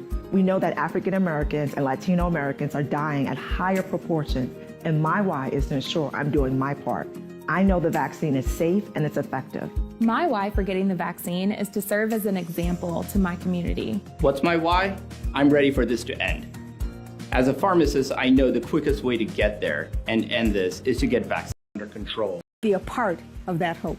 So my advice to communities that are hesitant or not as confident about getting the vaccine, or maybe you're waiting it out, is to really look at science-informed, reliable information and talk to your provider about your choices. I want everyone to know that this vaccine is safe and it's effective and it allows us to bend the curve for this pandemic.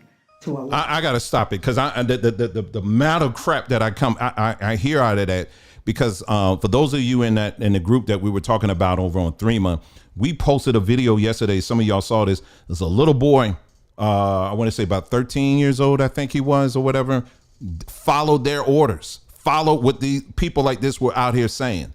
Followed it. He's no longer here.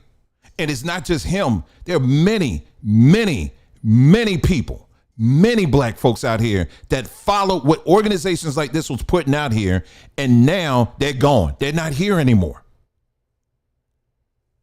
See, that lady that I played earlier, that's the lawyer, what I would do is we got to sign an NDA to let people know you can't be saying anything. How about we come up with something to sue your behind for telling people to take this thing, and now we're seeing the results, and you don't want it, but you quiet on that one. You all the way quiet on that one. You don't want to say nothing on that. Or should we perhaps do a video where we start looking at itemizing, because I like doing stuff like that, itemizing all the candidates that you guys endorse and told black people to vote for, and look at the results of what it has produced. How about we do that? And if if what has been produced has not benefited in the whole that we're talking about, the quote unquote black community, then we need to come up on your behind and hold you accountable. Well, we can't control everything. We just telling you based on you just saying what they telling you to say. That's basically what that is. You basically are repeating what they're saying, but at the same time, behind the scenes, you getting a grip. That's for all of y'all that are a part of these organizations. Now, some of y'all may be listening. You may be a part of the organization. You may have been inactive for years or whatever. Okay, that's whatever. But now you know. Now you know. Maybe you need to revisit this, and maybe you need to say, you know what? I need to cut all the way from this stuff. But I'll leave that up to you. I'll leave that up to you. But we got to start. We got to start holding these people, these individuals, accountable for what they have been doing to us as a people for a very long time. Going back to what I was saying with the what you call it, the Johnson, John Johnson, and the negative impact he had on black folks with all that colorism stuff. Then you got fraternity and sorority members. We talked about the political realm. Then you got them in music. You got them all in the church and all of that. Their responsibility is to maintain the status quo that we have been seeing for a very long time amongst black people in this country. That is their responsibility, is to maintain the status quo. That's fraternities, that's sororities, that's boule folks. That is their responsibility.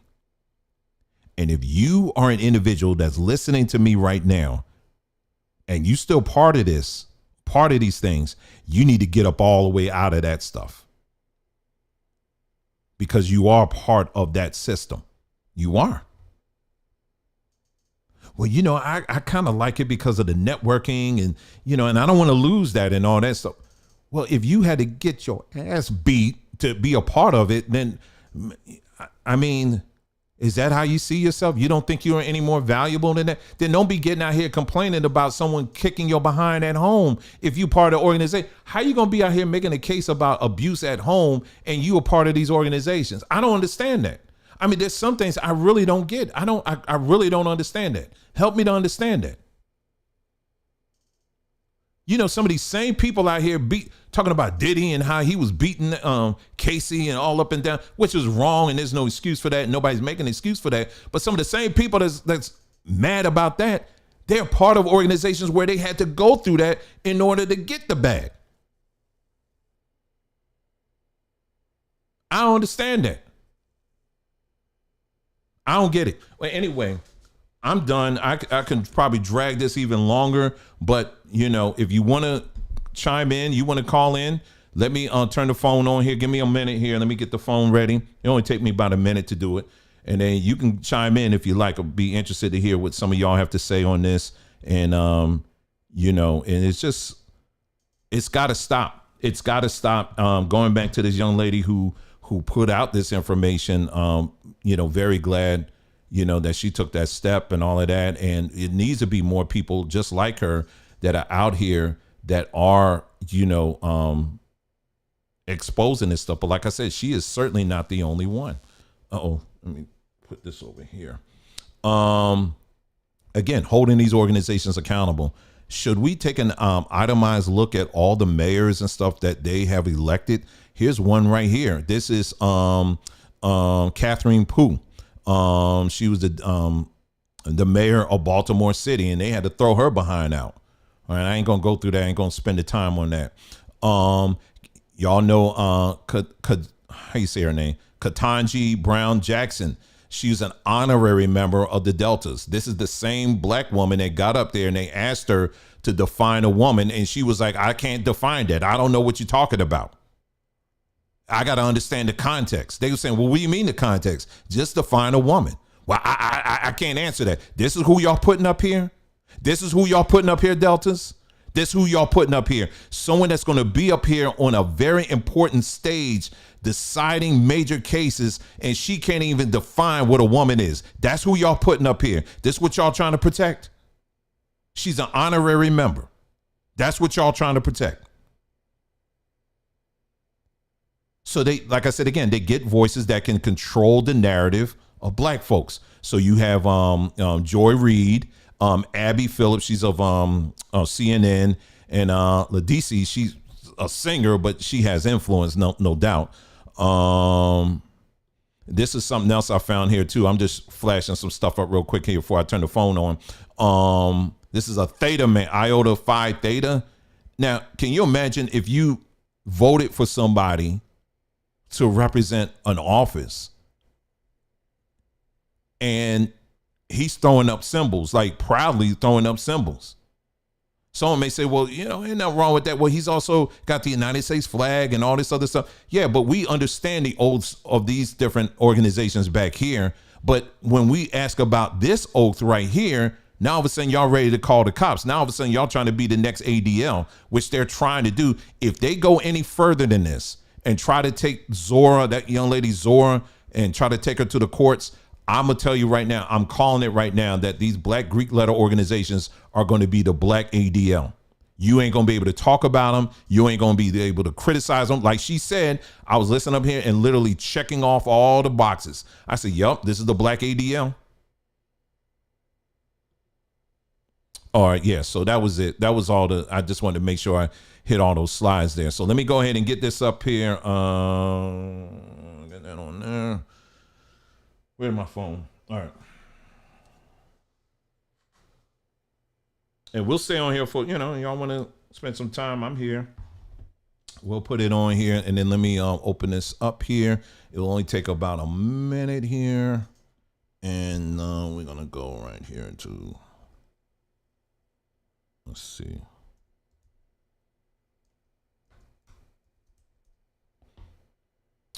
Okay, that's that.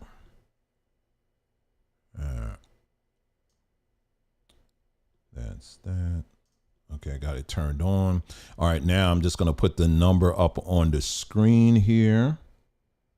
And if you want to call in, you are more than welcome to. I'll just hang around for a few moments if someone wants to call in. If you want to chime in on this, love to hear from you. It's right here. All right, there we go. So got everything set, ready to go. If you want to call in, the floor is open for you. If you want to call in, if you want to chime in on anything that we just talked about here, and yeah, let's talk about it if you want to. But this is it's got to stop. It's got to stop. And I'm glad to see, like I said, if you spend time on social media, you'll see that there are a lot of people now that are more and more are beginning to see these organizations for what they are. And here's the biggest thing. Why is it that black folks, why do we ride and fight so hard for Greek gods? And we say, well, it's Greek, but it's really black. No, you call yourself a Greek. It's literally black Greek letter organization. I mean, that's the definition of wanting to be white. That's how these organizations started, is because they were not accepted in the white organization. So some black folks got together and said, well, we're going to create our own then. Anyway, let me go ahead and get this phone call. Looks like someone's calling already. Good. Hey, caller, can you hear me? Hi, how are you? All right, I'm doing fine. Hold on for a second. Let me turn this music off and make sure that we can really hear you there. All right. So how you doing and what you got for us today? Hey, so it's me again, the Canadian brother. So, I decided to, tune in and just hear what you have to say. For me, hearing about these sororities and fraternities, this is a little foreign to me because I don't recall having any of those things up in here in Canada. And for me, this is very important concerning about the Black history in America and stuff. And I was asking in the chat is why do all these sororities happen among the black community, among my black brothers and sisters in America, particularly, you know. And as you said, like, why endorse, you know, Greek gods, right? That's just European, you know.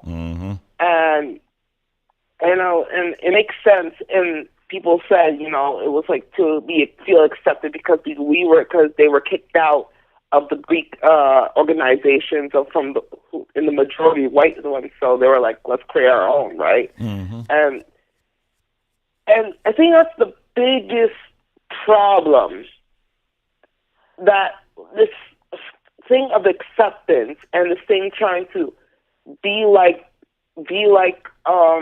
the oppressor, is that you want to be the oppressor, but you don't know what the oppressor is getting into. And then that turns out when we do those things, we do the same things, and then we see for what it is, and then we end up in a mess, right? And I'm being up here, and I told people in the chat not too long ago that that I'm in university now. I'm going to fourth year up in Canada. I've been talking to my parents, and I wanted to visit HBCU. In fact, one of my plans was going down to the South, or even anywhere in the country, America, that had an HBCU, because I wanted to be among my people. But you know, I wanted to be who are like me, you know, who are also going to college and university. But as I realized, and people telling me, "Hey, save your money, don't go at all," and I can understand why, because considering how crazy it is in those HBCUs, in the sororities and fraternities, and how it's just those HBCUs may have at the beginning of the histories were predominantly black and helped black people. They just kept you in the system, you know. And it's just mind blowing for me to hear about the abuse and the cult-like behaviors in these things, you know. And it reminded me of the Spike Lee movie, School Days. Yeah, where you've seen those scenes where they had to do what they had to do just to get into that thing, and it's just like, wow, it's just crazy. Yeah, it's just crazy. So it is, and this is how they I will say this, that it's not something that you have to be a part of. Like, you can, because like I said, remember now, these organizations, you have to be chosen. They really take serious. Many are called, but few are chosen. They really take that to the nth degree. So they choose who they want to be in. So if they ain't choosing you, you ain't got, for most people, they don't even have to worry about it, but people can see, depending on what you're getting into, like if you're going into law or you're going into the medical field, those high paying occupations, you'll see this being postured as something of a, as a good option, a very, very good option for you to go into. But as you're hearing that, as you, make your way into those circles, you're going to have to deal with some of this stuff, and I will say this too, HBCUs are just, they're changing drastically. You will, it's not funny, but Morehouse, for example, I'll give you that example. Morehouse down in Atlanta is a school that's for black men. But the joke in Atlanta is it's so many homosexuals in there, it's not even funny. I mean, it's a lot of homosexuals in that school. I'm talking about gay men.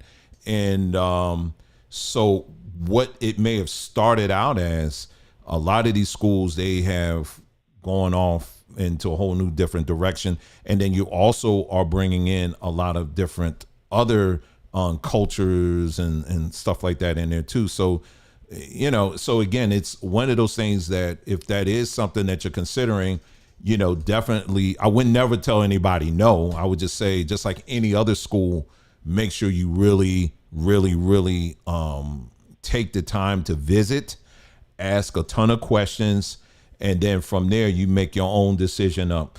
Because again, and like I said, that's a policy I would say for any school. But if you take the mindset that, let's say, hey, I think it's going to be just like, the fun times of what was a different world, the show Different World. It ain't like that. Okay. It ain't like that, so it's just, so those are things you got to keep in mind, when it comes to that. I'll give you the last word. And that's it. That's it, brother. I just came in because I was like, I had to join I had to feel like I had to say something because I'm just completely eye-open to this, and I'm just curious, But thank you. All right, now you take care. Thanks for calling. Take care now. All right, good call. But yeah, so it's definitely changed. Like I said, I would never tell people don't go. And are there I mean, if I wanted to do a broadcast and talking about all the negative things that's happening in HBCUs, that can easily be done. But to be fair, I have to also do one talking about all the negative things that happen in white schools, you know what I'm saying? Predominantly white schools, because, it's, you got to look at it. If you're going to look at it, you got to look at it from a holistic perspective. But there are some specific things that are happening in, HBCUs that they do need to be addressed. They do need to be talked about. And I would tell anybody that if you are considering it, just make sure you take the time, visit them like you would visit any other school, ask a ton of questions. Don't go in with these false expectancies of things that you saw on TV or in a magazine somewhere, but just know that, you're going to get what you get, you know what I'm saying? And really that's it. So anyway, phone line is still open. If you want to call in, I'll hang around for a few more moments if someone else want to call in, chime in on what we've been talking about here. Again, the first hour we talked about the whole issue of the young lady who was basically portrayed and still being portrayed as the brute beast that beat up the little girl, white girl, who was just trying to go to school and do her homework. And then the black girl was being portrayed as she was the evil one, but come to find out, the truth came out and it was something completely different. Come to find out, the black girl is really the one that's the girl that was trying to do all the right things. And the white girl was the one that was out there, acting a fool, and she finally caught the wrong one. And the second hour, we talked about this issue of this young lady who opted to, started to go into, she pledged for the Deltas, stayed in it for about a month and decided, hey, listen, this is not for me. I'm going to get out of it, but I'm going to show people and explain publicly as well why I'm getting out of it.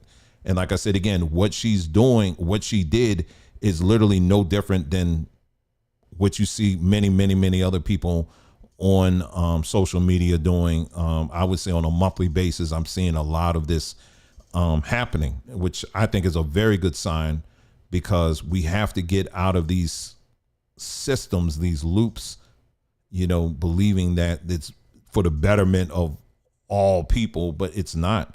These secret societies, all of these things got to come down. And the last people that need to be involved in secret societies are black people. Come on. I mean, you got a quarter trying to make a secret society off of a quarter. I mean, how do you do that? And it's the same thing with the Jack and Jill organizations, all them little organizations. It's the same thing. Same thing. They're all setups to get you into these little these societies where, we don't hang around with them folks and all that stuff. No. You don't need to be a part of that. Because at the end of the day, these organizations, all of them want to be white. They do. They can tell you anything. I'll tell them in their face, you want to be white. That's what you want. Anyway, I'm going to sit up here for another 2 minutes, and then I'm just going to call it for quits for the day if someone else wants to call in. And but yeah, that's what we talked about today. And if you or someone that's part of these organizations, my hope really is that you would take these things to heart, this issue to heart, and do something about it. Okay, let me go ahead and take this next call in. Caller, can you hear me? Yes, I can. All right. How are you, sir? Doing fine. What you got for us today? Man, listen, I just want to make a comment on something I was thinking about when you were bringing up the the organizations, the fraternities and sororities. You know, I was thinking about what brought those things to mind was the Diddy situation, and the reason why that came to mind was I told my son this. I said, what people don't understand is that with Diddy and with or Sean Combs, as I should say, with Jay-Z, there is a common person that they were hooked up with that was major in the entertainment industry as far as movies and music. And that person that I've noticed that with all of the things that's going on, this person, I only seen one particular YouTuber that actually did a deep dive on this brother or on this person. And this person's name was Clarence Avant. For some reason, that name passes by everybody when they're talking about Sean and Jay-Z and everybody in the entertainment industry that are black. He had a major hand in a lot of black entertainers' careers.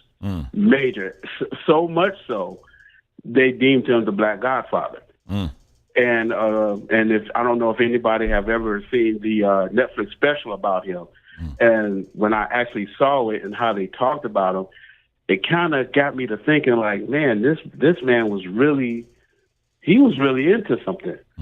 And I found a video where he talked about where when he was he was a young boy, he saw how all the white people had all the good stuff, all the toys, you know what I'm saying? You know, the cars, the homes, the boats and all. And said when I saw that, man, I want to be like that. Yeah. And so that's what he set out to do. And according to the information that I looked at and that was brought out about him, that's exactly what he did. Now, with all the information that has been brought out on this platform, on your platform, about the Hollywoodisms, the all of those things, he was connected to those people that produced the Hollywoodisms, if you get what I'm saying. Yeah, I do. Okay. And like I said earlier, I was mentioning to my son, I said, when he passed away, that did it for Sean Combs. That did it for Diddy. I said, because he don't have no cover now. Now, mind you, like we said, it's like with all of the stuff that's coming out now, you don't think that nobody knew that was going on. Of course they did. You're right. But he had a covering.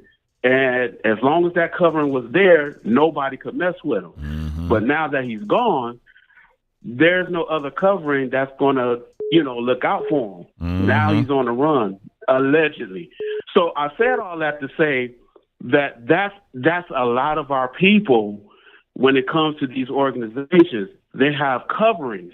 And if they can't get it from, quote unquote, massa, we're going to create our own, and we're going to do just as, I don't want to say good, but we're going to do just as much, if not what we consider better, which turns out to be kind of worse. Yes. You get what I'm saying? Yeah, I understand. I believe, and I believe you brought out in a past broadcast, I believe you brought out a story where there were slaves that were freed from the Americas, and was sent back to the motherland, to the continent.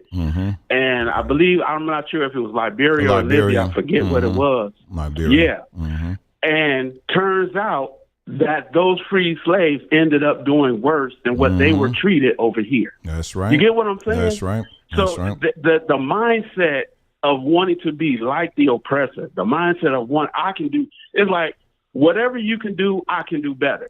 You know what I mean? Or I can do worse in this case. Right. You get what I'm saying? Right. And I think that's what is going on. because you want to play like, oh, we cool. That's my sister. That's my brother. Blase speed. But then, if an ordinary person like myself needed some help from, let's say, one of the members of these organizations, unless I have a connection to that they ain't organization, doing nothing. they will not help you. They won't do it. Why? Because they have there is no interest for them. Mm-hmm. And they got to make sure that, hey, I got mine, you better get yours. Mm-hmm. So it's the idea of wanting, like the last caller stated, they want to be like the oppressor as much as possible.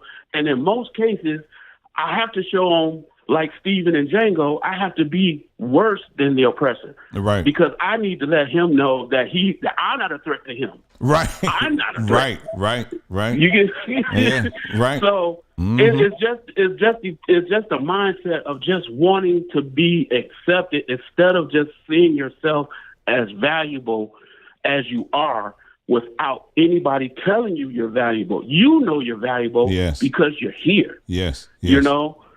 So I just wanted to bring that to the people's attention that every time I see things like that and the mentality that goes on politically, entertainment, that really sticks out to me. Like I said, especially that Clarence Avant thing. Nobody spoke about her. I only seen one, maybe two, because Jaguar Wright, you know about her, you know, he mentioned them once or twice. But that's all I wanted to say, man. It's just the mentality that we just gotta be like our enemies for some reason. Absolutely. It's sad, but that's true. how it is. It is what it is, man. Yeah. Well, I appreciate the call. Thank you for calling in, man. Thank you so much.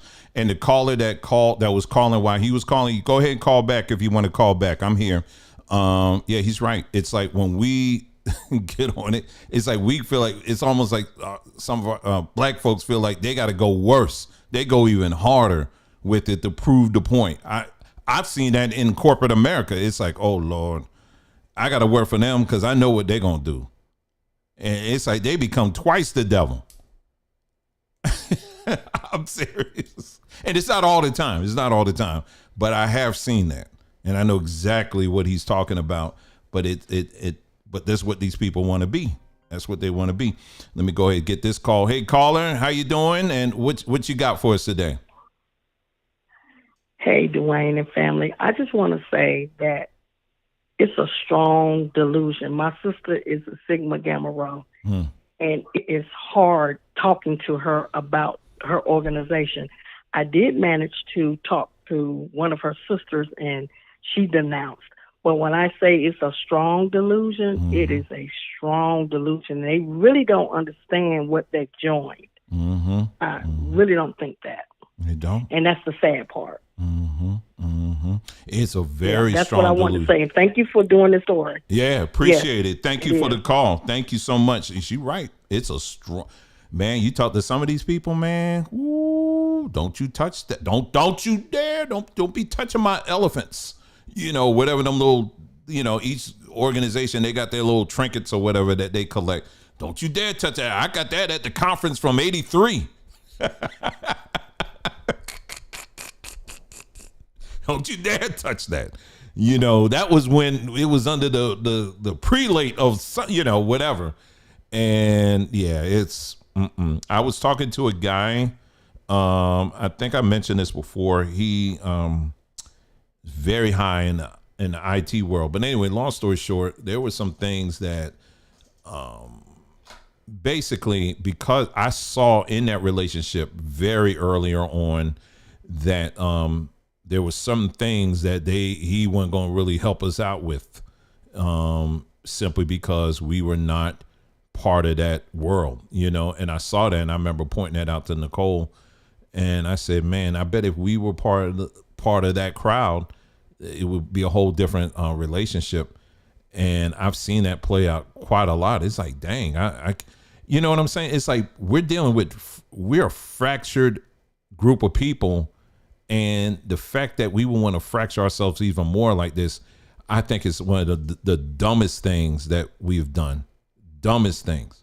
And a lot of our people, and even though, like I mentioned, a lot of these churches everybody that's part of these organizations, they are tasked with people. This is the one thing I want you to get.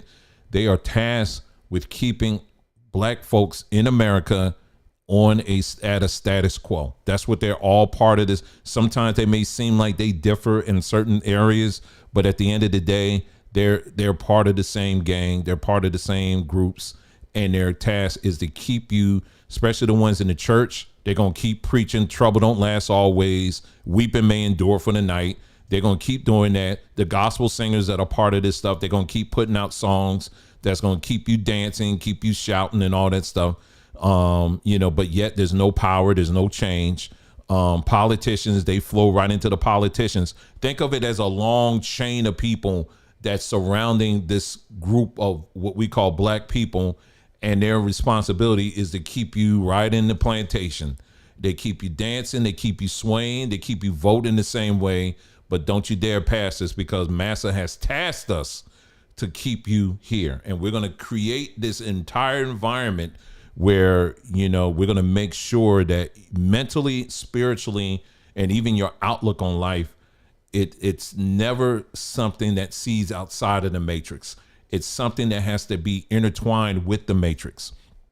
I would even argue that the reparations movement is tied to some of this stuff.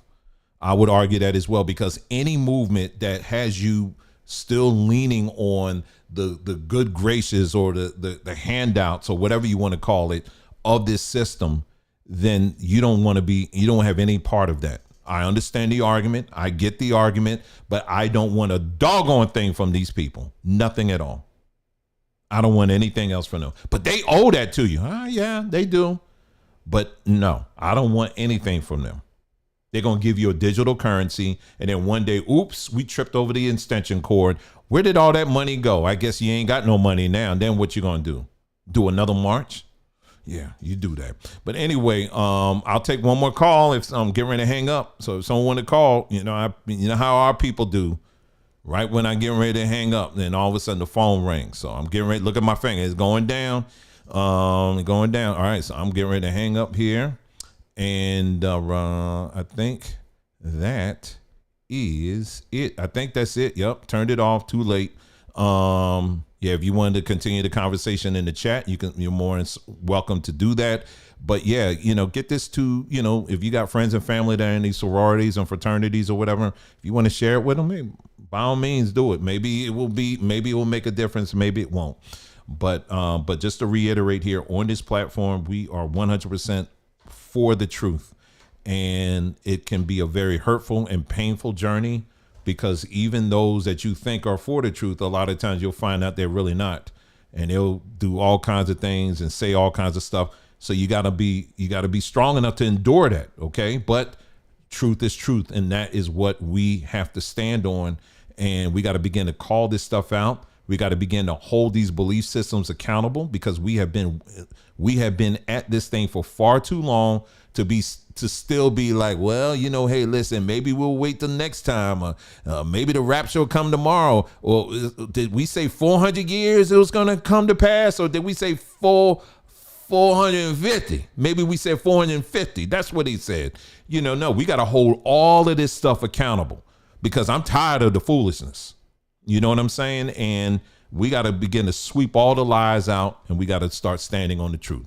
All right. So that's all we have, family, today. Thank you so much for joining us today for this broadcast. And like I said, again, if you want to continue the conversation, go right on ahead in the comments, and you can do just that. Okay. So thank you so much for joining us.